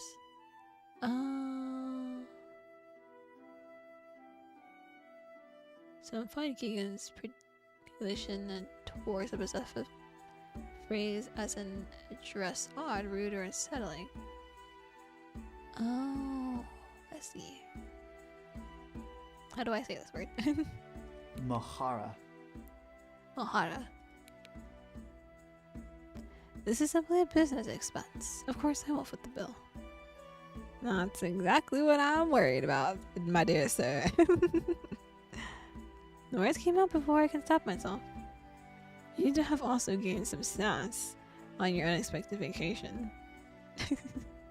You simply must tell me what you got up to after we meet with the queen, of course. For now, let's make you presentable. I flush with a reminder of my position and grab one of the outfits. Captain, emerald gown, simple tunic.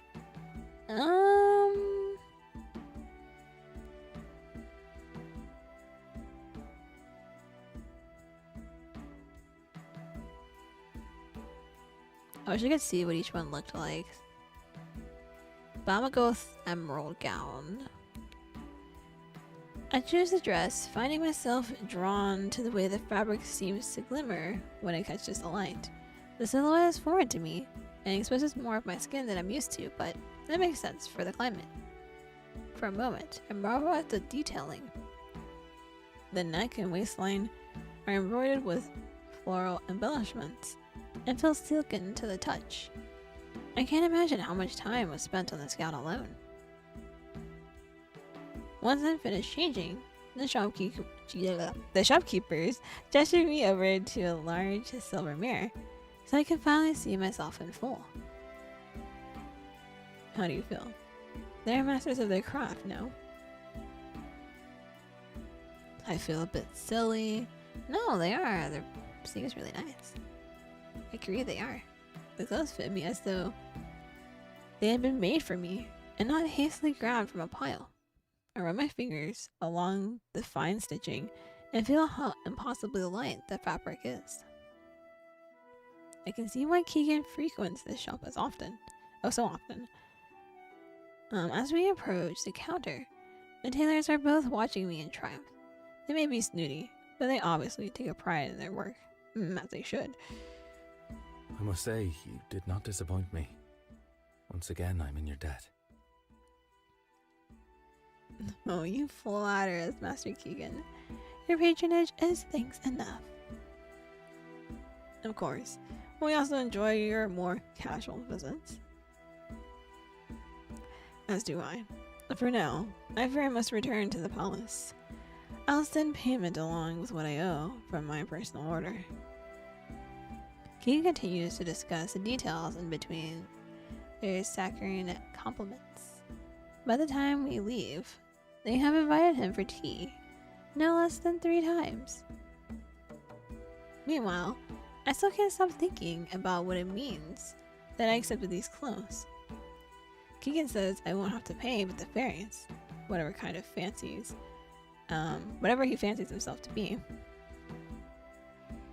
Don't give things away for free.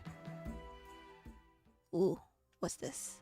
Is this the palace? When we make it to the palace, for a moment I am struck by the opulence. Intricate canals and waterfalls decorate the grounds, and pink roses cover the significant portion of the land. We're greeted by a grandiose marble staircase and a large pink banner bearing the same swan and roses I saw back at Shay's outpost. The stone is carved into a mix of antiquity and long, sinuous lines that give the palace a beautifully unique appearance. Moss and roses grow along the ground and walls and cover the elaborate fountains in green and pink, so that there is a trace of wilderness about the place. The palace feels old, too, but not in a bad way. More timeless than anything. If I wasn't terrified for my life, I love it. It's the most grand building I've ever seen. Keegan seems unfazed by the grandeur, as he casually greets the guards and guides us through the gates, then over the bridge. Watch your step, won't Shar. It's a long way down. Oh, you don't tell me that. I raise my eyebrow and glimpse over the side of the bridge. When I do, I have to force myself not to make any sudden movements. I expect to see a lake or something down below us, but all those waterfalls are just falling to some great big pit. Can't see the bottom of it. Oh, damn. Okay. I thought it was going to be a lake also, but it's just the pit. Never-ending pit. Instinctively, I walk closer to Keegan until we've put some bit of distance between us and the pit. As we enter the palace itself, servants and nobles line the halls. We pass through, whispering behind their hands and staring. Wow, okay. At me. Oh, right, because I've been gone for a bit. The servants are watching with concern, their eyes flicking between me and my escort Keegan. The nobles, on the other hand. Oh my. They went for a show today. Did they run off to join the unsealing? Vaguely seem like they're anticipating my demise. I squint as I note the word unseelie. I've heard it before. I think she mentioned something about it, didn't they? Despite the calmed halls being open to the air, it feels claustrophobic as I realize I'm the center of attention. This is like some kind of nightmare. As I make the long journey down the hall, can't help but think whatever the queen has in store can't be worse than this. Quite impolite, aren't they? Gawking so openly. You'd think they'd have better things to do. Is he trying to make me feel better? I give him an anxious smile in return. Keegan blocks me from the crowd as he leans over to hold the door to the throne room. His expression never changes, but his voice drops so that only I can hear him. Are you ready to go in? Yeah, totally, let's go. No use in putting it off anymore. Keegan nods and we enter the throne room. To my surprise, the queen is nowhere to be seen. Where'd she go? Ooh, this is the throne. So I'm assuming the swan is like their symbol. Yeah, because the swan everywhere. And plus, Shay and Keegan also have the swan on them, so. Who are you? Instead, there are three very important looking men talking amongst themselves. All three of them turn to look at us as we walk in. Up, time to learn the names. Sethor, Kethor, Tethor. Sethor, Kethor, Tethor. Okay. Well, of course. I should have known you would be here awaiting your majesty. The men share a cautious look before approaching us. Well, well, well. If it isn't Keegan. I've wondered where our... What is this? Master of Secrets? Keegan Moshtaruin. Keegan Masteroon. I had slithered off to. The red-headed man chuckles at some joke only he understood. The other two men are praising me, both looking at me as though I were something foul. I will kick you in the shins. I don't think they'd be able to feel that because I'm a ghost. Damn. Wonderful. I get all guysed up and the fops still turn their noses up at me. Isn't Diana supposed to be one of them? Or do all wealthy folk just have a second sense for spotting the poor? Here's hoping they aren't too close to the queen. I see you returning the fledgling Druid. Her Majesty would be most grateful, I'm sure. Oh yes, she does love her pets, doesn't she? Cather's eyes remain on Keegan. I wonder if he was included in that statement. I wonder what that means. I only do as she asks of me. I'm sure Her Majesty will feel the same about you. And what are you implying by that, Master of Secrets? Her Majesty must be reliant on us all to watch out for her best interests. After all, rulers these days are dropping like flies. No? The quarters share a furtive glance, but Keegan gives no indication if he saw it. Cather's face rushes through several expressions before settling on indignation. However, we don't get a chance to hear his response. Save. Okay, before we go to the next chapter, I'm going to refill my water and take a quick break. We'll be right back. Enjoy the music in the meantime.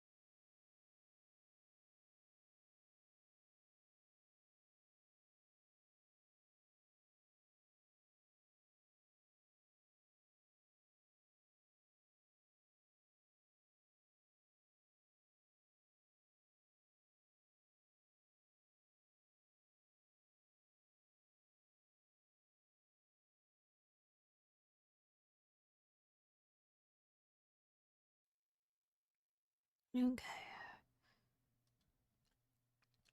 We back. Bum, ba, bum. Start the next chapter.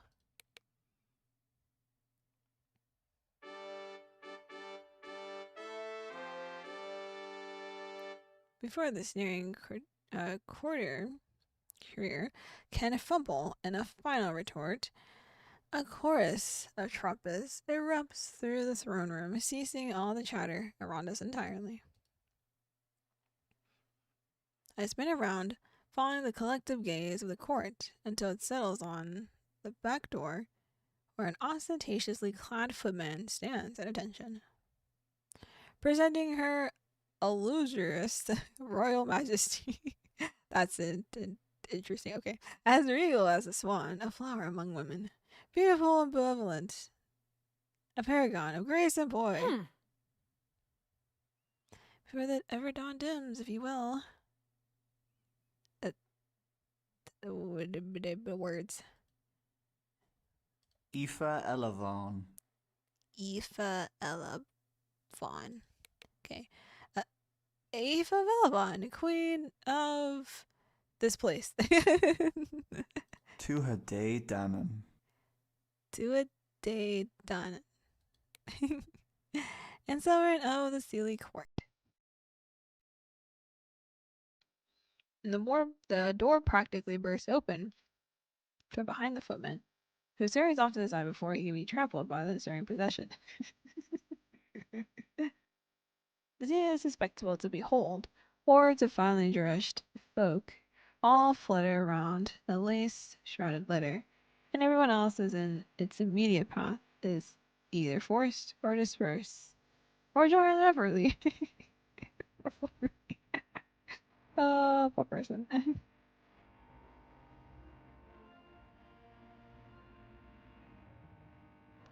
Some of the entourage play music, sing, or toss dried flowers out in front. A bit like rice at a wedding.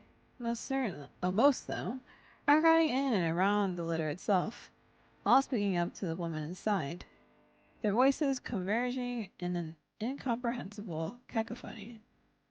And unthinkingly make a step towards the scene, feeling almost compelled to get a better look, but no matter how I strain my neck, I can barely see past all the people in the litter's wake. Till I feel a hand on my shoulder. I wouldn't do that if I were you. The Queen's entrance is stopped for none. She does have a knack for it, though, doesn't she? Right. Yes. Keegan smiles at me and leads me out of the way of the litter, but I keep my eye firmly affixed to it, even as it passes by me. I can't help myself. I've heard stories of the Queen of the Fairies ever since I was a wee thing. Even if she isn't quite a fairy in the strictest sense, she must be a marvel to have this kind of escort following her every step. I feel like that would be a pain to have all these people follow you around all the time, though. Sadly, all I can make out is her faint silhouette. Oh, did you see her Majesty's gown? What a splendid design! I simply must. What? Watch where you're going, you little oaf! Turn my head around, following the ruckus that just broke out. Squinting some, I watch as a variety of couriers are simply pushed and shoved aside, all echoing a similar aghast sentiment. Can't see who's doing the pushing, though. They'd have to be awfully short, too. Stand aside, I have urgent news for the Queen. Oh, it's Shay. Alright, that explains it. Well, I see your little friend is back. This should be amusing. Intervene, stand and watch. Ah, stand and watch.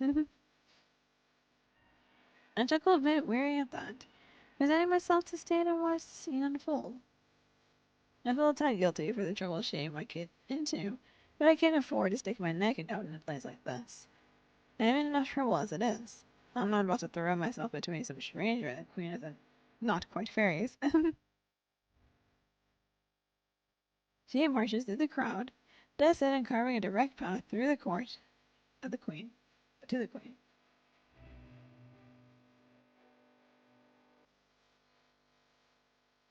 The nobles and the couriers look irate. They're notable shouting now, though I can't make out of the specifics. Oh dear. Not one for decorum, are they? Especially she manages to strong arms her way into the litter, but they're stopped by reaching the queen by one of her personal guardsmen. But she doesn't seem like they care about that. They get up in his face, yelling and wagging their finger, and I can't help but wince a little. I see they've gotten themselves into a shouting match. Oh gosh. I'm glad we decided to stay back because this is actually amusing. It is amusing to watch. Funny. Foolish. But funny. They're brave. They're reckless.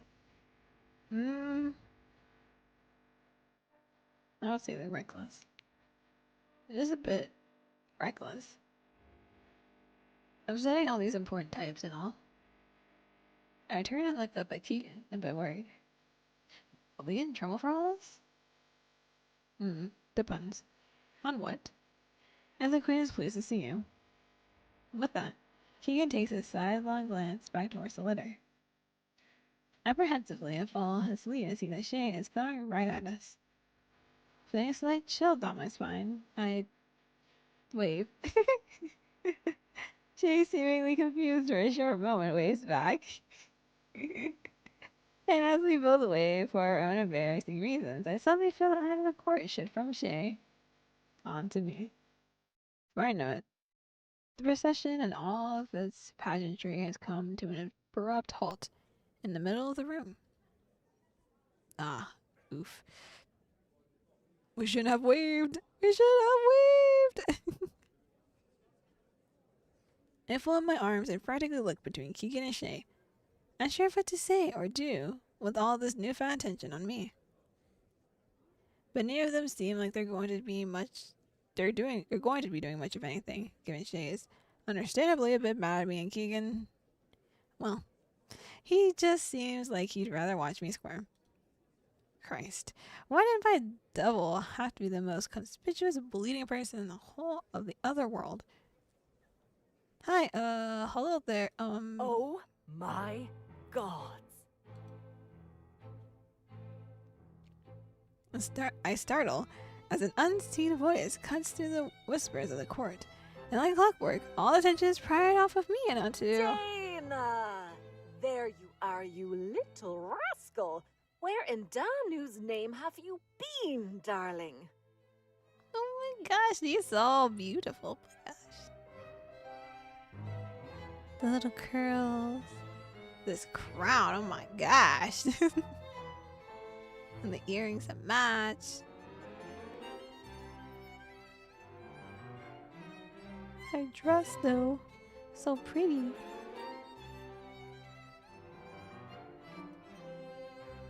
Do you have any idea how devastated I was? Oh gosh, she's so theatrical. Oh no. It's true. Her Majesty was very nearly canceled her plans to visit the Summer Palace. I have no time to react to any of this, at least not appropriately. As she speaks, the Queen unceremoniously bursts from the litter of her own procession and proceeds to strike straight towards me. Every member of the court is forced to make way, and unlike with Shay, they do so with expedience. Likewise, once the Queen reaches me, I'm really completely helpless as she scoops my face into her hands and squishes my cheeks. Oh no.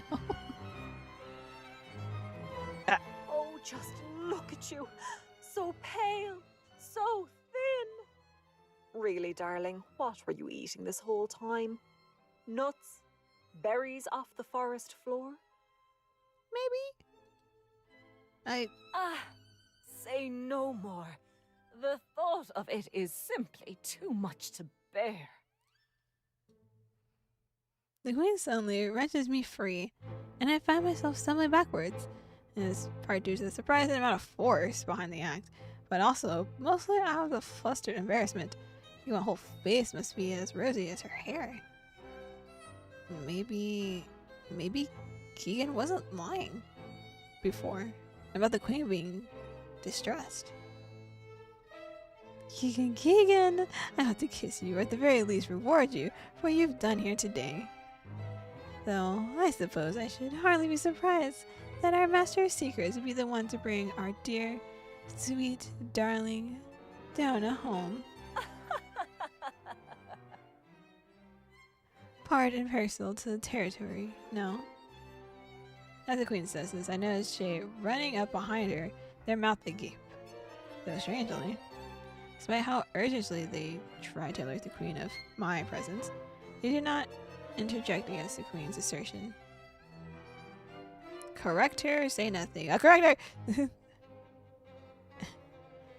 Too true, my queen, though. Actually, it was Shay who found me. Her Auntie Keegan along the way. Oh, is that so? Yes, they were in quite the state when I crossed their paths. I thought it best not to parade the court through the throne room in rags. Quite. Well, you have my gratitude for your service, CP. I shall inform your superior to ensure that you are appropriately rewarded. You may return to your post. Oh, thank you, Your Majesty. But, Darling? was there something else? Yes, Mum. Permission to escort the court druid back to their premises. And if I may be so bold. May, that's a first. I think under present circumstances, someone ought to stand guard. At least, for now, while it's still unsafe. Feel chill run down my spine. Stand guard? How will I get home then? After all, then Sealy. No. What? No. That will not be necessary. Return to your post. Shay for a brief moment stares at the queen with an irritated bewilderment best reserved for, well, anyone else. But ultimately, Shay just nods stiffly to Keegan and the queen and begins to walk away. Aw, poor Shay. Thanks. See you around. Well, how very exciting. Your Majesty. If you wouldn't mind, I have some important matters to bring to your attention. Developments in your absence, shall we say. Yes, of course. But later. Poor Dan looks exhausted. I simply must see them to their cottage first. Oh, naturally. By all means then, shall we be off? We? Oh, really now, Keegan? I can't say I'm surprised you'd set your sights on this one, but am I not entitled to a little time alone with them too? What?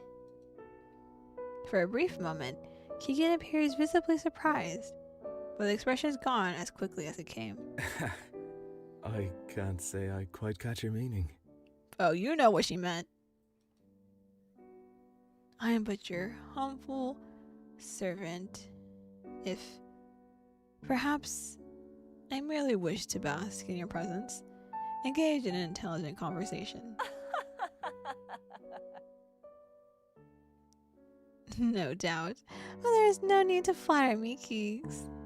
It is perfectly natural in my eye for you to be intrigued by our Daoine here. I imagine their disappearance was more than a little vexing to the Master of Secrets. If you insist. Keegan's eyes linger on me for a moment before he turns back to the Queen and smiles. Ah. Well then, you know where to find me, so I shall take my leave. Keegan bows politely to us both, but before he goes, he catches my hand and places a kiss on my fingers. Slán go fáil, Daoine. Until we meet again.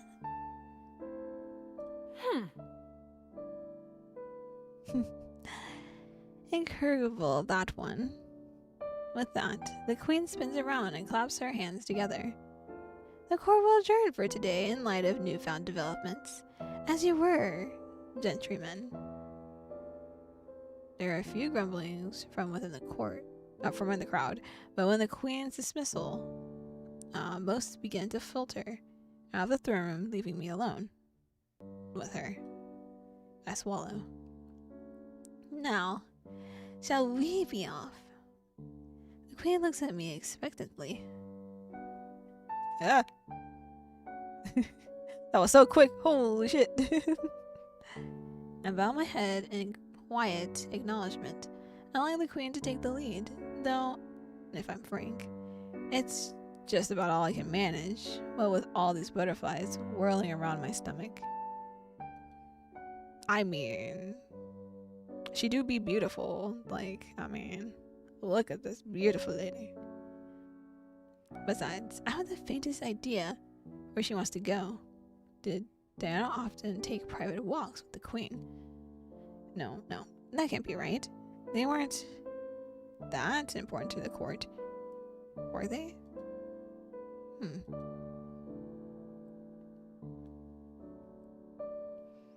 I wonder where we're going. Just on a walk? Without another word, the queen walks out of the throne room, and so I follow at a respectable distance behind. That's what you do with royal sorts, isn't it? My oh my, it seems our Dana has up and vanished yet again. Whatever shall I do? What? I'm right behind you. Your Majesty? Abruptly, the queen stops in the middle of the hallway. Oh. There you are. Thank goodness. Do keep up, darling. If I wanted to talk to the air, I would hardly ask you to pitter along behind me as I do. Oh, of course. With a slight blush on my cheeks, I sheepishly quicken my pace, and so I'm standing beside her. Apologies, Her Majesty. The queen clicks her tongue. Gracious, enough of that. We are no longer in the public eye. Between us two, will do just fine. I forgot how to say this already. Aoife Elavon. Aoife. Wait, Aoife. It's Aoife. Okay. I keep forgetting. Like Eve. We'll do just fine. Alright. Aoife. Much better. With that, Aoife leads me out of the palace. Ooh, pretty little area. Onto the gardens. Right, this word again. I always forget. Manum. Manum. Can't help but gasp. I've never seen such immaculate gardens. The flowers, the waterfalls, the pond. It's like something out of a picture book. Honestly, this whole game is like a picture book. Like a very, very pretty picture book. They are pretty, no? I can never quite get used to it either. Really? Did you grow up here? I bite my tongue. In hindsight, the question was a bit imprudent. Sometimes I forget how new you are. Oh, so we're a new member of the court. I see. No, I didn't grow up here. I took my first walk through these gardens on the day of my coronation. The reason I brought her a bit perplexed. I don't claim to be privy to the ways of royalty, let alone fairy royalty, but why wouldn't a princess be raised in the capital? I guess it would depend, I guess. Then, it is lovely out though. Can you hear the birds chirping? Say.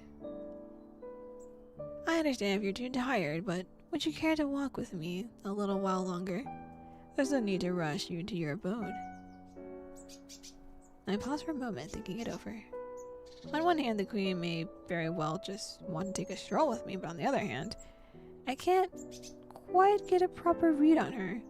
She's certainly opulent and a touch melodramatic, but there's something else there behind that aristocratic smile. Something unpredictable, something I can't quite place. I don't know if I can trust it. And while I'm still play acting as Dana, it may be best to keep a low profile and avoid being alone with these people as much as possible. Then again, who am I to refuse the queen? She's giving me a choice. But is it one, really?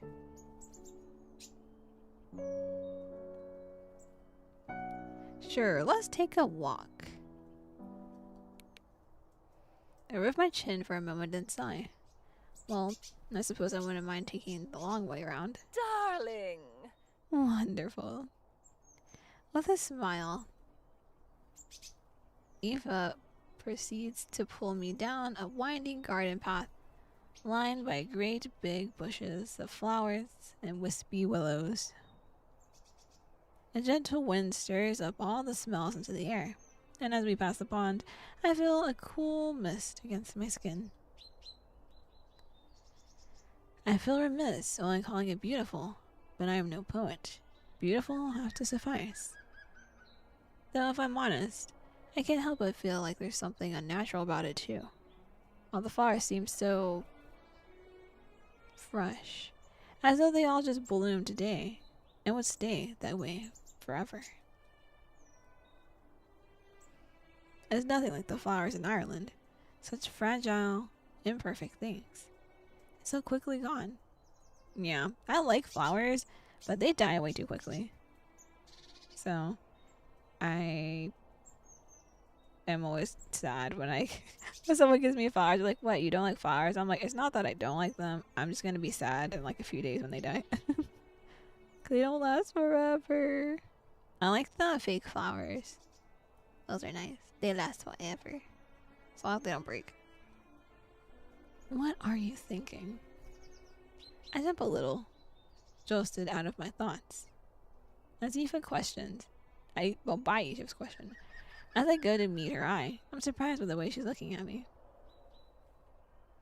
It's almost sad, pitying, maybe. Thinking. Your expression seems very solemn. Feeling homesick. I swallow, feeling a little color leave my cheeks.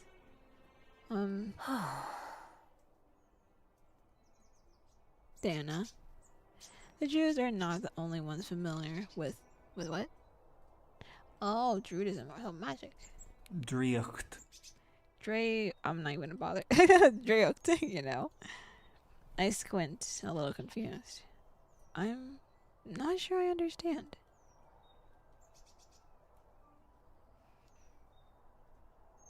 It was not a particularly welcome secret that you wished to leave us, Dana. And by your appearance, the change in your aura. You succeeded. You returned. Oh. So she does know.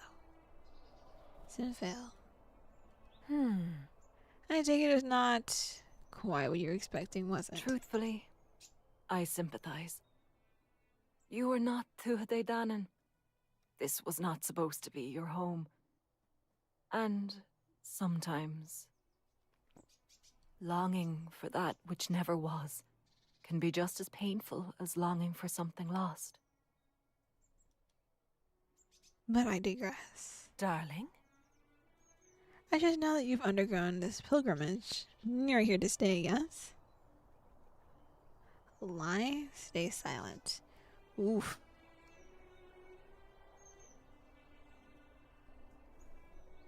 I feel like she would see through a lie, so I'm gonna stay silent.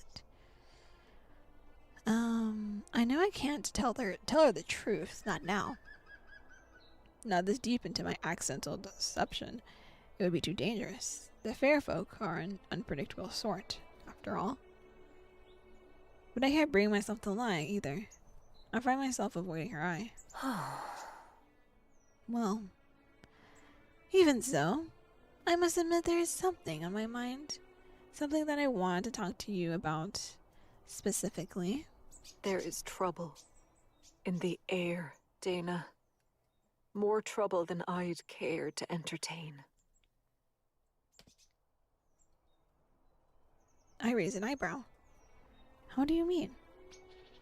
This was before your time, but I imagine the druids familiarized you with the War of the Courts well enough.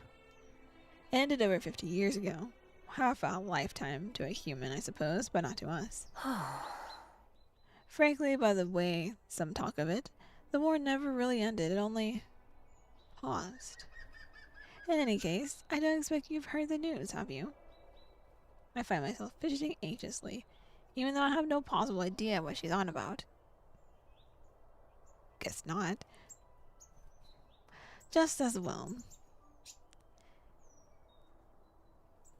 Aoife pauses for a long moment. Her gaze drifts out over the pond, pensively watching as a bevy of swans bathe themselves underneath the waterfall. Lugad, the traitor, is dead. Lugad. The first king of the Unseelie, he is called the Traitor King. Oh, I see. Ordinarily, this would be cause for celebration. He was a miserable tyrant well past his due. If the gods had any sense in them, his soul would be left to wither and rot. But after the war ended, Lugad was left impotent and uninterested in furthering his ambition. His son, however, is young and full of vigor. I see. So, what does that mean?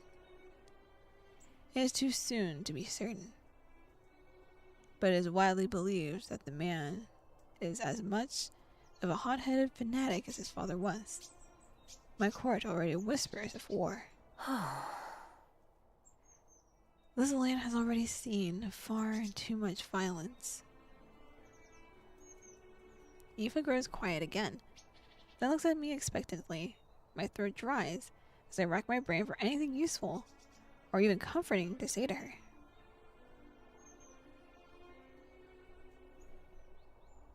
Are you sure about Lugad's son? What do the Unseelie want?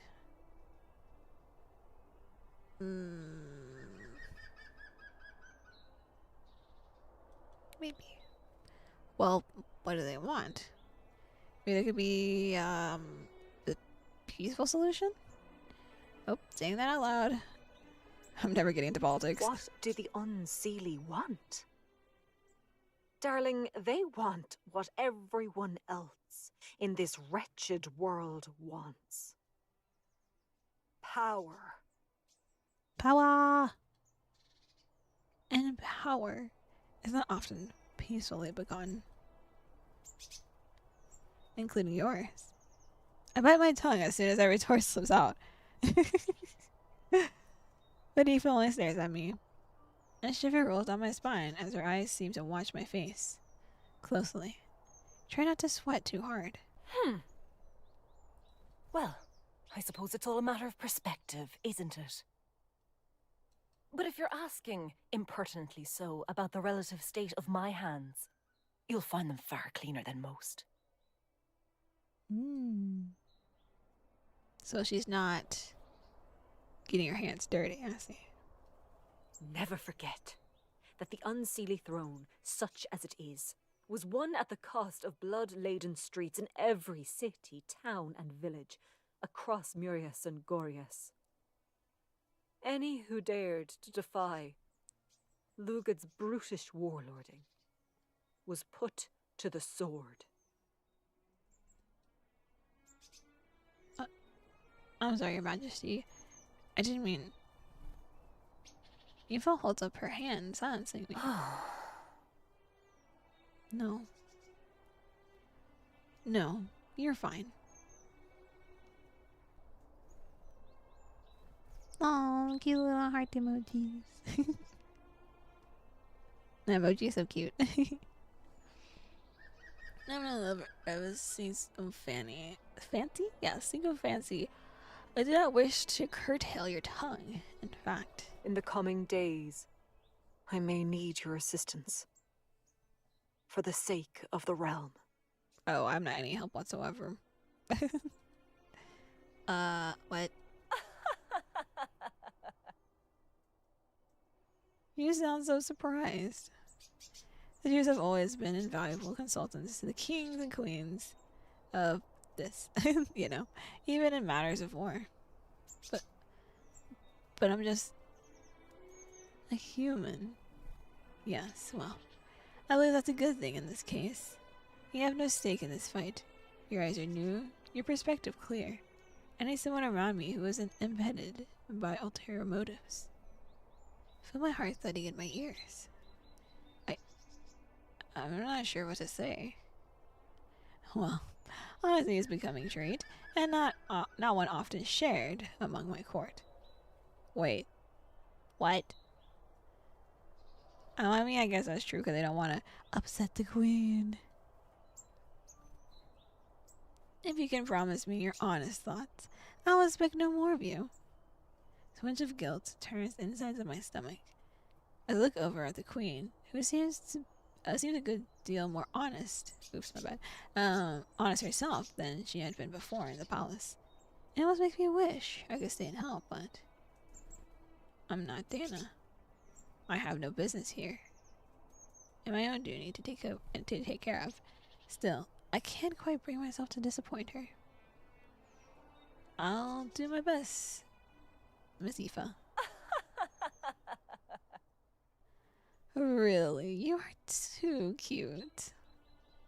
Just Aoife, darling. All these misses and ma'ams make me feel old. I'm only 299, you know? It does take a considerable amount of effort not to let my mouth fall open. Well, I think I've held your ear long enough for now. Though I dare say this was rather enjoyable. We'll have to do it again now. That'd be nice, ma'am. She did. They just said. Is that cheek I hear? Oh, I'll be sure to remember that. And I'll have you know, I can be quite mean when I want to be. Mean? Quite. I'm not certain what she means by that, but I have a feeling that pressing the point would put me in a precarious spot, so I don't. Well, another time. For now, let's get you home.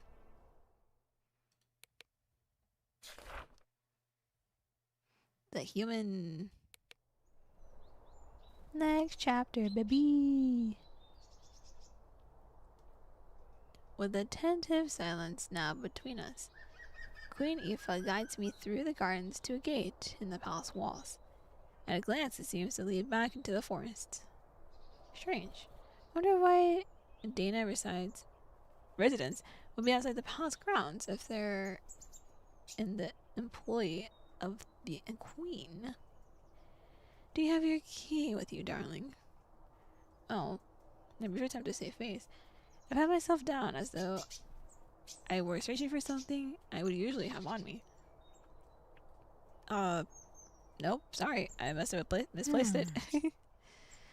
Oh dear. Well, we shall have to remedy that. But no matter, I have one here. Eva hums softly, after which she seemingly snatches a key from thin air. That is, unless I missed her digging around for a pocket in all those dress folds. Nevertheless, she's unlocked the gate before I could think on it much further. Seriously, where is this key? Back into the forest. As I suspected, the other side of the gate does indeed extend to the forest. I'm surprised again by how far we ended up walking. However this Dana truly is, they certainly value their privacy. Oh, a tiny little house in the forest. Looks nice and cozy. Let's see if there's anything for me to look around at. More trees, and more trees, and more trees. Eventually, Eva and I reached a glade where a small but homey sort of cottage sits hidden away from prying eyes. The windows are dark, and the garden off to the side looks overrun. It's been a while since anyone's been here. That's for certain. though strangely the rose bushes look a bit more well kept than the rest of the flora. Crunchy. Well, except for the fact they're currently being munched on by a very, very stupid horse. Oh, Oh my, is that your horse, Dana? I don't think I've seen it before. I don't answer because my jaw is falling completely slack. I can't believe what I'm seeing. Oh, it's a Darby! Darby! My horse! It lives! But how? Why? Darby, what are you? Oh, don't eat those. See, that damn fool of a horse's ears stiffly flip backwards, but otherwise she doesn't acknowledge me at all. I suppose that does answer my question. Blushing, I turn back to the queen, rigid and alert. Oh, yes. But we were separated. Interesting. Well, never mind. I suppose now this is where we part ways. I would invite myself inside. But I'm sure the place is overrun with dust. So I shall leave you to your housekeeping. Do keep your ear to the ground, though. I imagine I will have need for you shortly. Right. Thank you, Queen Aoife. Hastily and very much distracted, I attempt something of a bow to the queen before sprinting off toward Darby, my mind swirling with questions. Do try to keep out of trouble, Aaron. Aaron? Real name? Real name? Real name reveal? For a moment, I glanced back over my shoulder, certain I heard Aoife say something else, but she's already turning out of the glade by the time I do. I shake my head and press on after Darby, who, despite my hollering, keeps chewing on those rose bushes without a care in the world. Does that not hurt? Because roses have thorns. Bad horse, stop that. You're going to get stuck here if you eat those. The mare raises her head and stares at me mid-chomp. Darby, I'm warning you, She swallows. This is a horse. My head falls back and I let out an exasperated sigh. Great. Perfect. How'd you feel if I just left you here then? Leave you to the fairies? Darby's ears press down and she huffs at me. Oi. You're the one who decided to eat fairy food. Or, fairy flowers. Anyway, point is, the first thing people will tell you about the otherworld is that you never, ever eat the food. I clutch my stomach as it suddenly groans. Damn. How long has it been since I ate? It was night when I stumbled in here, and morning when I popped out of the lake. But it still feels like morning now. The sky hasn't changed at all. Ooh, what if the time runs slower here? Or maybe same time?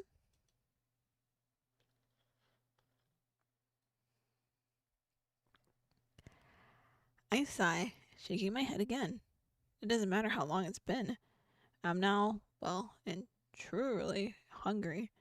But if I eat anything from this place, I'll be trapped here. I slap my forehead. The solution's suddenly dawning on me. The potato. Oh yeah, the potato! On prata. On prata. I head over to Darby, but I have a sinking feeling in my gut. I mean, Darby did go into the water, so please let it be there. Please let it still be there. My face falls as I search both sides of her, but it's no use. The saddleback's gone. Damn it! I suppose I shouldn't be all that surprised. It was already a small miracle that I managed to find my horse again, but with all that's gone on, I'd almost forgotten what led me here to begin with. Anything of value my family had in the world was in that saddleback. Even if I get Darby and I out of here now, how am I going to be able to face my family? I felt my arms in close, suddenly feeling very, very helpless. Drawing out my thoughts, I look over at Darby, who I thought just made a sound. But she's just eating the flowers, not paying me any mind at all. Da? I feel a slight chill run through me as another strange sound comes out of nowhere. Hurriedly, I turn around. Another horse. It comes face to face with another horse. A purple-maned beast is far larger than any horse I've ever seen, and it stares at me with such an intensity that I reflexively take a few steps back. Stranger still, though. That. Oh. Nah? Is that it can talk. Talking horse! A bead of sweat rolls down my forehead as I freeze, holding the creature's eye. Hello? Its gaze lingers on me a little while longer. Until abruptly the horse reels back and whines, bewildered. I stand and watch as it turns and gallops off into the Sealy woods with my saddlebag on its. What the? Get back here! Hey, get back here with that! I move without thinking, not willing to let this chance slip through my fingers. I have no idea why this other horse would have had my saddlebag, but I can think about it later. I bolt over the Darby, swing into her saddle. Surprised, she immediately tries to throw me off balance, but I hold firm with my knees and pull in her reins. No, not this time you don't. We must give chase!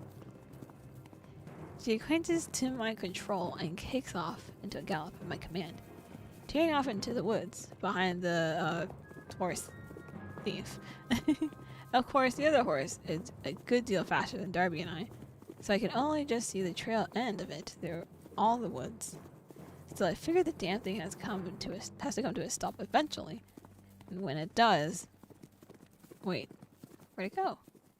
I reel in the reins, forcing Darby to come to an abrupt halt, of which she's none too pleased about. I ignore her grumpy whines of protest, though, as we have a more pressing concern now. Namely, not only does the horse we were chasing just up and vanished, but it's left some kind of white, shapeless void behind it. What's going on? I stare, utterly perplexed, as the void ebbs and flows. Looking down at the ground, I also notice a set of hooves leading into it. Initially, I hesitate. I have no idea what that thing is or why the other horse would have run through it, assuming that it intended to do that to begin with. Before I can really weigh my options, though, I see it begin to fade. Oh, we gotta jump in! Now, left with a split-second decision, one that could cost me that saddlebag forever, oh, for Pete's sake. I spurred Darby into the void. Yeah, go! Go! Save. Call of the Crows. I feel tugging in my navel, like some force is violently dragging me forward, and a crisp wind hits my face. Whoa now! Taking the reins, I call for Darby to stop, so I can reorient myself. What the hell? Whoa, where are we? There's giant mushrooms! They look like they're probably poisonous. Wings of golden light illuminate through the canopy of the otherwise dark and foreboding forest, now absent of any features of spring. Nothing green remains. All the trees are painted in the cool autumn hues, and the leaves fall with such frequency that I'm surprised any above remain. Impossibly large mushrooms replace the vibrant flowers and overgrowth of the Sealy forest, and the eerie silence is only occasionally interrupted by a gust of wind. I shiver in the saddle as chilly air and a steady drizzle of rain quickly permeates through my clothes. Where am I? I look behind me for any signs of the void, the cottage, or the bright morning sunlight I left behind. But all I find is more of this damp air and darkness. I scan the forest floor for any tracks that might guide me, but the horse I was chasing seems to have simply vanished into thin air. Where could it have gone? I search for the canopy, but only find a few crows watching me from above. Where did we go? Jeez. My mind swirls with confusion as I clench Darby's reins and turn it around in hopeless circles, as though that would somehow take me back to where I was. Oh, what was I thinking? I'm even more lost than I was before. I groan and throw my hands up in frustration, causing Darby to huff nervously and shift underneath me. Oh, sorry, Darby. I stroke her neck until she relaxes again. At least this time, I'm not lost and alone. But what should I do? Just pick a direction and hope for the best? I have no idea where I am, much less how far I am from that lake now. Not to mention, given the sudden shift of the seasons, I can't help but fear the worst. But somehow, after running through the void, more time has passed than I can afford. Wait a second. The map from today's outpost. I rack my mind for as many details as I can remember. That city, this thing, I forgot how to say this. Tever. Tever was in Phyllis, right? Phyllis. I paused, a realization coming to me. I read that the map called Phyllis the province of spring. First I thought it was a figure of speech, but maybe it wasn't. Could each province be stuck in a season? That would explain all these changes. Oh, so when they meant the actual seasons, they meant that that whole area has that season like all year long. Oh, that's really interesting, actually. Very cool. I keep going down this line of thinking. Since this place is autumn, it must be Mira's, I think. Can't say for sure. But knowing I haven't somehow jumped forward in time makes me feel a little better about all this. If only I had the map with me, then maybe I could find a way to the border. It seems I don't have a choice here. If I don't get going somewhere or another, then I'm just going to sit here and shiver. Training myself to aimlessly wandering, Darby and I set off in search of any signs of civilization. Caw-caw! As we approach a dirt road deeper into the forest, more crows begin to fly in and perch in the canopy. The more the merrier, I suppose. I don't know about this. But in the silence of the forest, the growing audience in the canopy is a little creepy. It really does feel like I'm being watched. And the increasing darkness of my surroundings doesn't help much either. An unsettling canopy of crowing. Okay, actually, maybe it's very creepy. Yeah, I urged Darby into a canter, and we hurried down the path, hoping to escape the uncanny atmosphere. Suppose she's coming for us still? Shut up, would ya? If she is, she'll be following the sound of your belly aching. Your old belly aching. I gently pull back on Darby's reins, and I hear a group of voices up ahead of me. For a moment, I breathed a sigh of relief, but that didn't take long at all. Maybe my luck is finally turning around. And here comes then. I'll give her a right proper wallop. Give her a. Are you mad? She's a bleeding one. Oh, for the love of. Oh, the god of youth, love poetry. Angus. Angus. For the love of Angus, stop your John and help me move this cart. And you, if you don't stop drinking all of our wares, your piss-soaked trousers are going in that ditch. Oh. So unless you fancy walking back to Glorious? Glorious. Yeah, of course. A bare ass in the snow. Wow, piss off for fun. Alright, that's enough of that for you. Why, don't go snatching a man's whiskey before he's finished. Well, there's definitely something off about that trio. One of them is unquestionably drunk, and the other seems to be restless and on edge. Might not be a good idea to approach them after all. Still, I don't know when I'll be crossing another person's path. These forests are dense and intimidating, and filled with who knows what. Do I really want to risk what might be my one chance to find my way out of here? I clench my jaw. I don't want to turn back if I don't have to. So I resolve to inch myself a little bit forward and just keep listening in on their conversation for now. If they seem like trouble, then I'll just turn heel and be on my way. At least they don't seem to be going anywhere fast from what I can tell, squinting through the trees. Bollocks. How's anyone supposed to move about these godforsaken woods when it's always raining and making a mess of the roads? Huh. Miss it home. God, no. Do I look like I enjoy freezing my tits off? What tits? Damn. You know, one of these days, I'll cut that tongue from your gobshit mouth. Easy up. Never call like this, or I'll get worse. I doubt you were going to be such a lily-livered little coward about all of this. Cause sensing cowardice, didn't think we were gonna snatch this from a main supply line and right under the nose of. Or else, you idiot. Further north you go, the less anything grows. All I'm saying is we were doing just fine.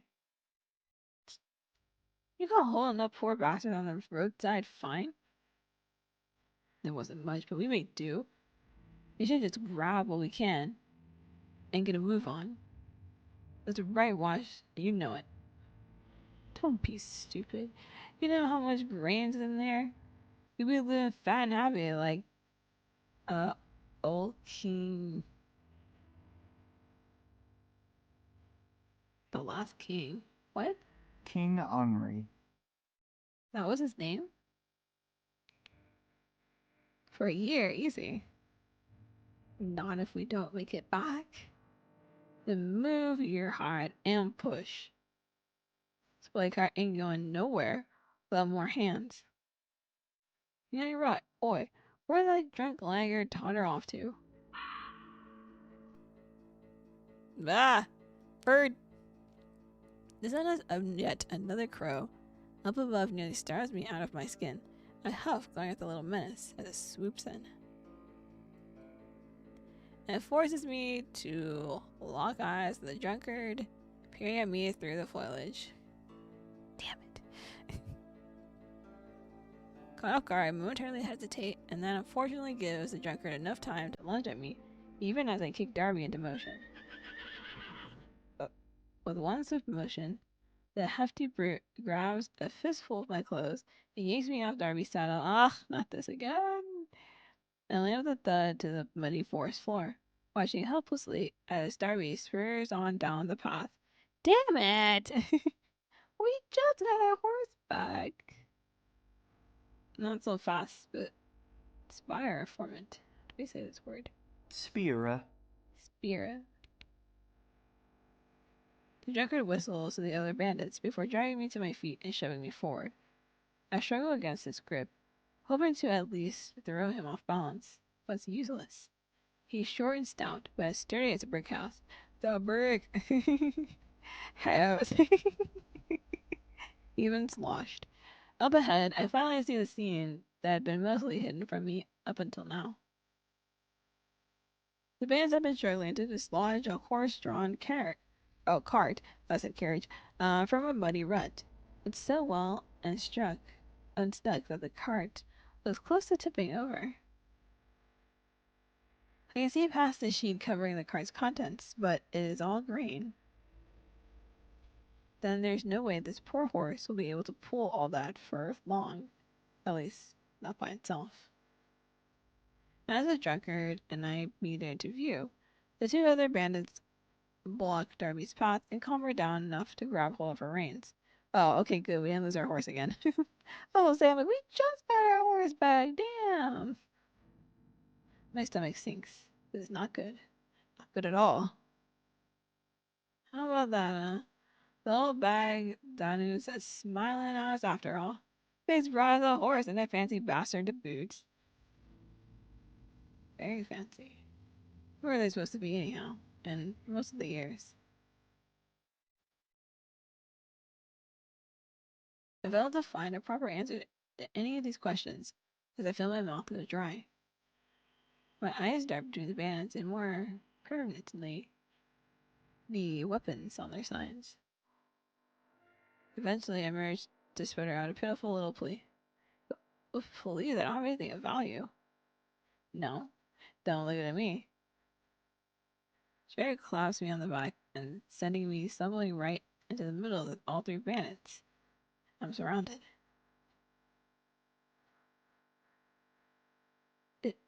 It's true though. Check me, check my horse. I was already robbed of everything. The man woman snorts as I say this, giving me a disdainful once-over. You know, lads, I don't doubt it. The bandits cough, and a look of understanding seems to cross all their faces. I swallow hard. How am I going to get out of this? But I don't want any trouble with you folks. I was just passing through. Shut up.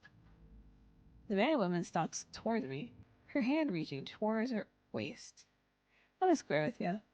We're in a bit of a rush here, so I don't much care to deal with you any longer than I need to. So here's this works. We're taking the horse. You're outnumbered, defenseless, and by the looks of it, have never been in a real scrap in your life. So unless you'd like me to paint the roadside with your entrails, best move along now. I can't let them take Darby. Not losing the little girl again. I don't know if making a break for it would help because there's three of them. And that one guy is just really strong. Protest doesn't seem to help either. Regardless of what I pick, this is gonna suck. um, maybe if we're fast enough? But I feel like it's not gonna make any difference if we make a break for it. Eh, can try.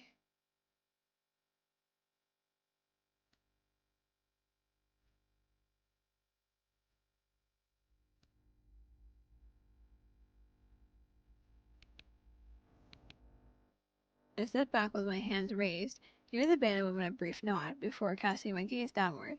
I attempt to look as dejected as I can while I walk a ways off. Before making a break towards Darby, I've tapped myself onto her plenty of times and she's so close. If I can just get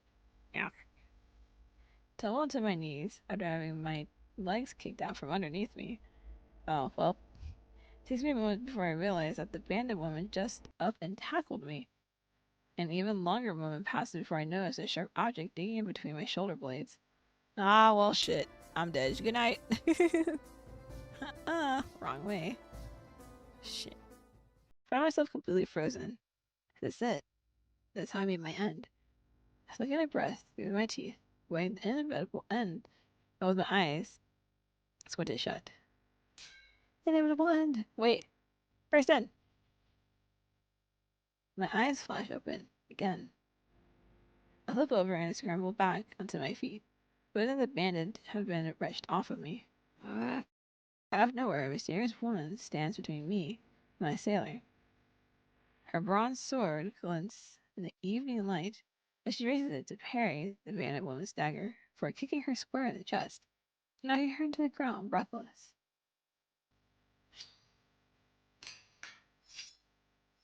Without sparing me a glance, the warrior woman lunges towards the other bandits.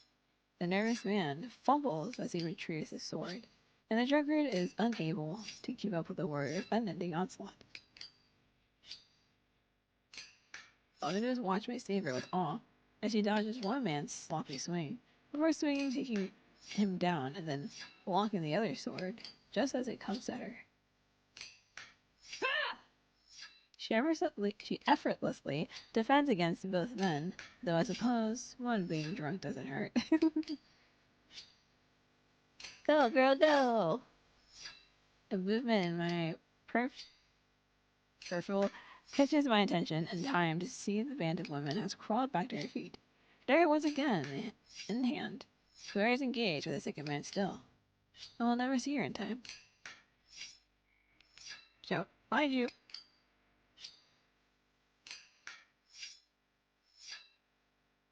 I don't really have anything on me to help with, so I don't think me lunging out would make a difference too much.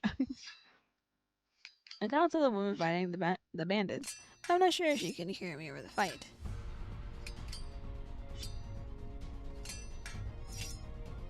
The bandit woman pauses mid-step when I do, and suddenly remembers that I'm here. She rushes over to me, dagger held at the ready, before I can even think to run. Huh, what the? Ow, shit, get away, you stupid birds! Oh my god, are the crows hurt?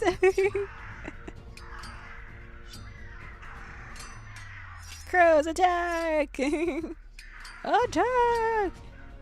My jaw drops at all the crows, and the canopy dive bomb the bandit woman from above. She drops the knife almost instantly in an effort to swat the birds away, but she just ends up tripping over herself as she flails, panicked. It's a little disturbing, if I'm honest. She bundles up into a ball, hiding her face. Oh no! Oh. Based on the crow's beaks and talons, but they still tear through her back. Once the birds see fit to fly away, I can't help but creep towards her cautiously, despite the fact that she nearly killed me moments before. Did I? She's a little worse for wear, but alive. The moon is sheathing her sword as she approaches me. The other two bandits are both lying unconscious behind her. Thank you for giving me a heads up just then. Caw! Them too. Are you okay? They didn't injure you. I'm sorry, I didn't get here faster. Thank you. I'm fine mostly, just a little shaken up. I've never been in a real fight before. Then I apologize again for dragging you into one. By the way, I'm Maitre Jor, commander of the Unseelie Sentinels. I've been trailing these bandits for a while now, after they stole some supplies being sent out of province. I love how the first person we meet in each area is like some soldier of sorts. She gestures over to the covered cart. Pleasure, Maeve. I'm the city court druid. On the cape, I stare at her for a moment. Some small part of me had hoped that I might be able to escape this continuous identity crisis, but no such luck. As a... what? Milesian. Milesian. The Milesian defeated the... Tuhade Danon. Tuhade Danon. The Conqueror Ishmael. Oh, they're believed to be the ancestors of the Gales. Right. You're pretty conspicuous if you know what to look for. Not to mention the outfit gives you away. Not every day a member of the Sealy court gets caught crossing the sides of the border. Gets caught. I don't much like that sound of that. So, Druid, want to tell me what you're doing here? I shuffle a bit nervously, wondering if my answer could land me in trouble. Still, I don't really know enough about what's going on to lie. It's a very long story. For one, not clear where here is. Maeve observes me for a moment, like she's trying to figure out if I'm being honest or not. Wordlessly, she stops to inspect the cart's contents. Here in the forest, just outside... Cashlan Lanini. Castle on that. Seriously, why I can't just let you leave? Our enemy's court druid showing up here. Just showing the capital is a fairly substantial criminal offense. Trespassing and all that. Criminal? All for... However, since you helped me out here, you can ride alongside me with your horse rather than in the back of this lot. Stretching over to the groaning bandits, she gives me a gentle nudge before procuring some rope from somewhere. Once I load them into the cart, we're heading straight to the king. On the way, you give me the highlights of what you're up to. Help her, don't help her. I mean, it'd be quicker to help her, TBH. How to say, so far, Maeve has been nicer and more straightforward with me than anyone, despite the fact that I've apparently broken the law just by being here. Maybe if I stay on her good side, she'll be convinced I'm not here to cause trouble. If we are going to go see the king, I need all the help I can get. Very true. We don't want to upset the king as well. As Maeve picks up one end of a bandit, out the other, and we heave them each into the cart before binding them together with a rope. By the time we are done, the fabric against my back is damp and my shoulders are burning. Maeve, however, seems completely unbothered. I have to admit, you surprised me yet again, Druid. So far, you are nothing like what I expected. It's refreshing. I feel a little bashful for the praise. I immediately wonder if buttering me up is some kind of compliance tactic. But if it is, it's working. Oh, well, thanks. I'll go get Darby hooked up to the cart. Maeve grins, nodding at me as I go. Gosh, she's pretty. I mean, look at that. She's beautiful. Cause it's a beautiful lady. She's also very nice, too. Before we get going, Maeve gestures me to follow her to the driver's seat. I nervously follow, but to my surprise, she removes a cloak from the cart and gently wraps it around me before tying it together. Sealy clothes aren't exactly made to withstand our climates. Put the hood up as well to hide your ears.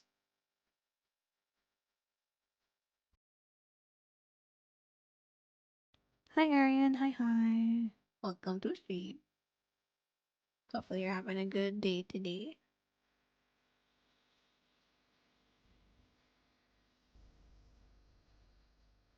My body reflexes into the warmth of the cloak, as though it was just now remembering how cold it was before.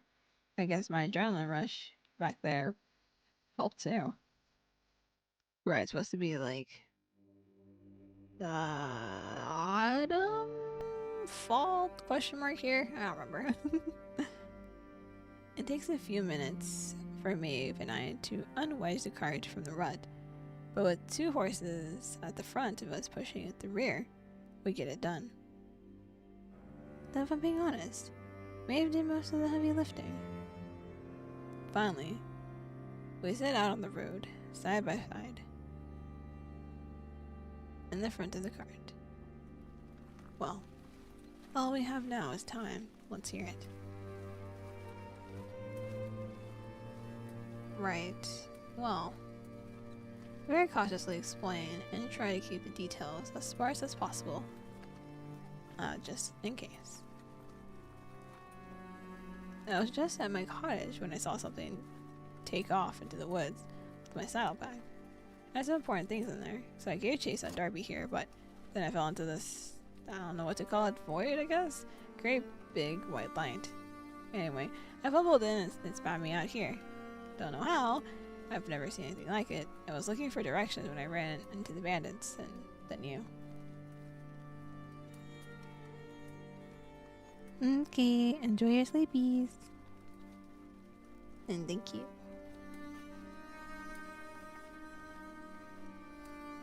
Oops. Despite my clumsy description, Maeve seems to be following the narrative better than me. Once I finish, I wait for her verdict.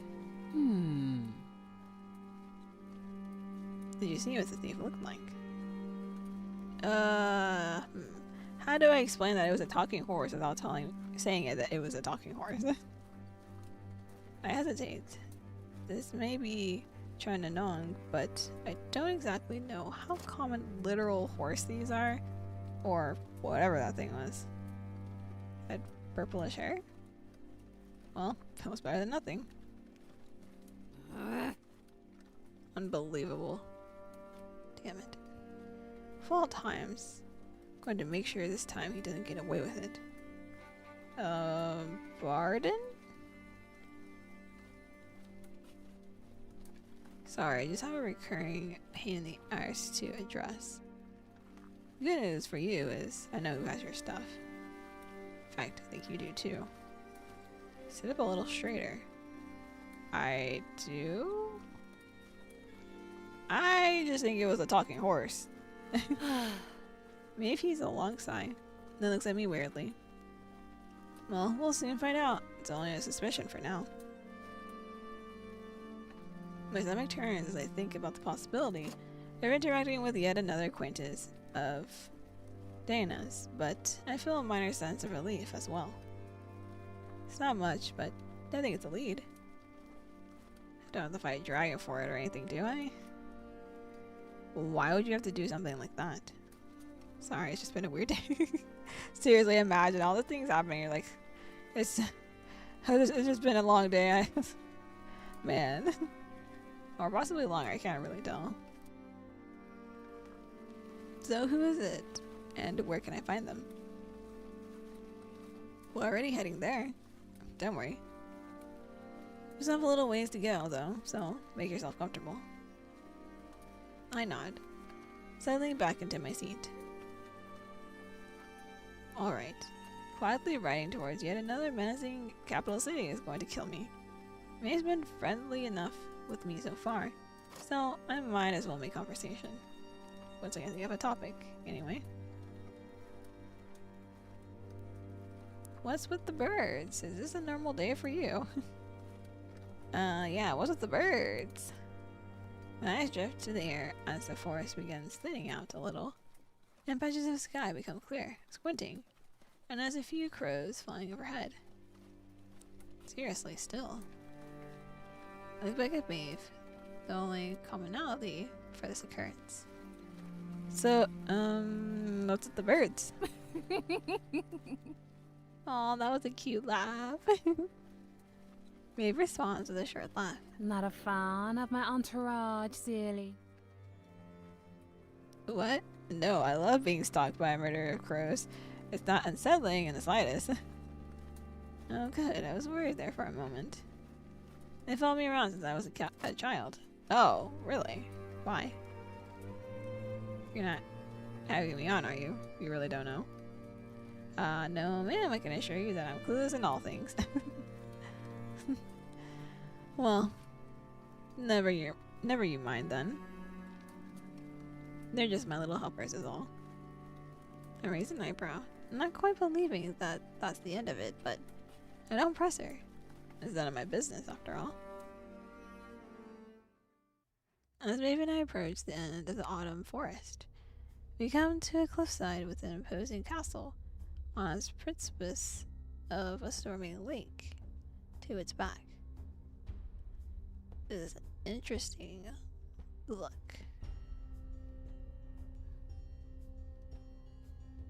Here we are. That's the capital. Its notes and alright, where we were Tabir. Tever. Tabir. The stronghold itself is home to about 200 people, with more folks in the surrounding villages. It's not the biggest castle the Unseelie took, but it was the last and hardest to fought. King Lagred felt it was necessary to make this place the last place before spring, our capital. He was the sort of person to take symbolic gestures very seriously. Anyway, let's keep going. The castle town is much different than Mare. The city feels slower, a bit emptier.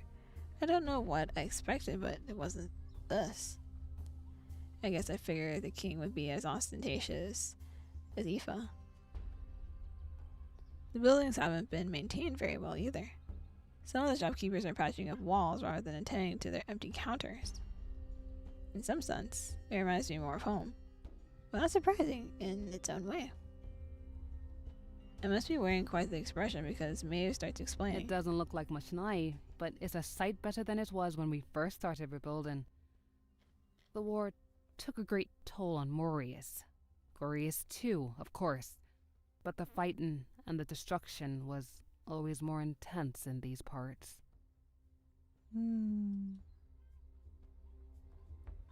Between the Sealies' trade embargo, keeping the gangs under control, and the reconstructing how everyone gets fed, well, we just haven't had the time or resources to mend every roof.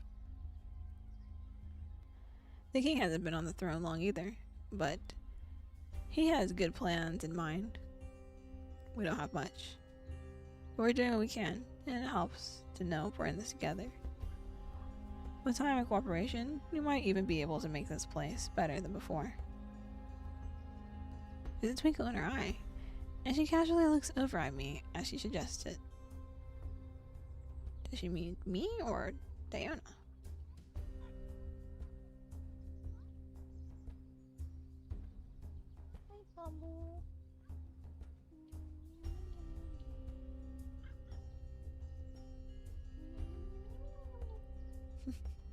One of my cats woke up and she's just rubbing against my leg, and she's climbing my chair. Hello. Is that why she's being so genuine? Am I being recruited? I find myself fidgeting with the cloak Maeve gave me. Is the druid that influential? Can't help but think back to it Aoife told me. But shouldn't that mean that the king has a druid in his court too? If I asked, would that be considered rude? Ask. Maeve, can I ask a question about the Unseelie court? Of course, unless it isn't state secrets. She gives me a wink, and I feel a little less anxious about asking. Does your court have a druid? I just meant I haven't heard. Used to. Not at the moment, though. It's an important position. We need time to assess an appropriate candidate. I can only imagine. That's understandable. Hope we get one soon. How cordial you are. As we continue on through the city, I notice that most of the townspeople who spot Maeve come up to greet us.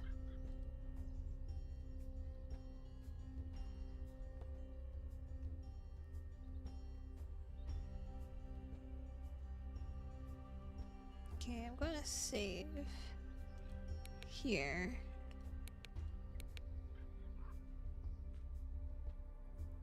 And then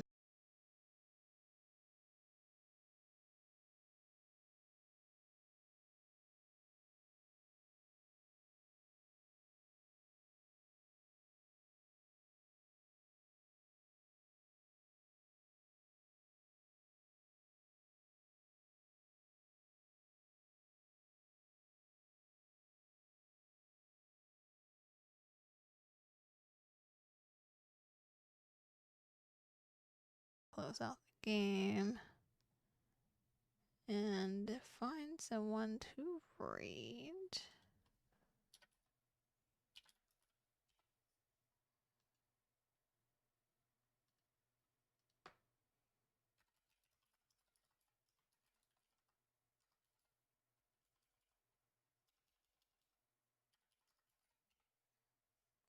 Do do do do do do do do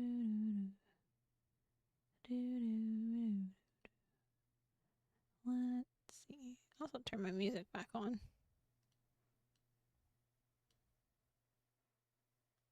There we go.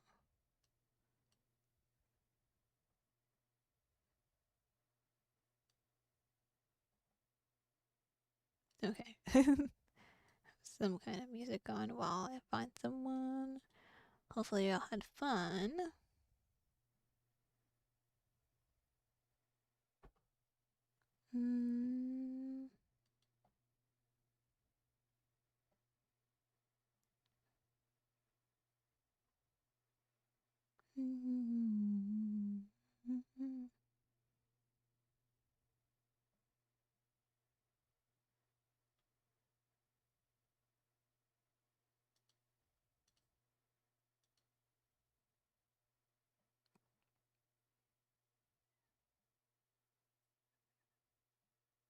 Okay.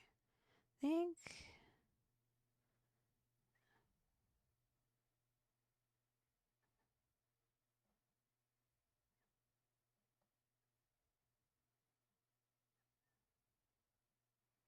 We'll read this person.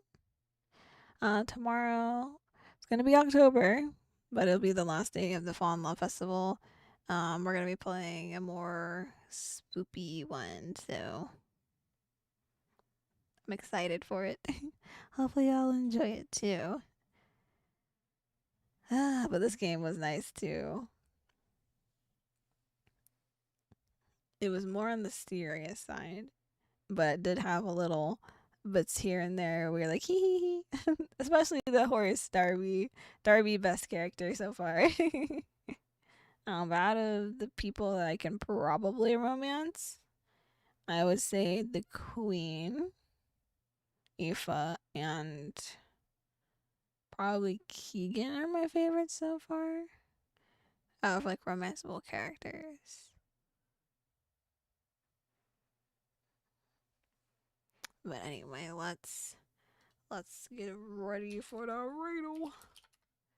Here's socials if you want to follow. There's Discord if you want to join. Let's read.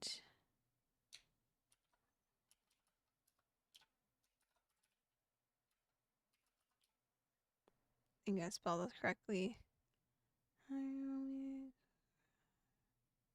There we go. There is the read message.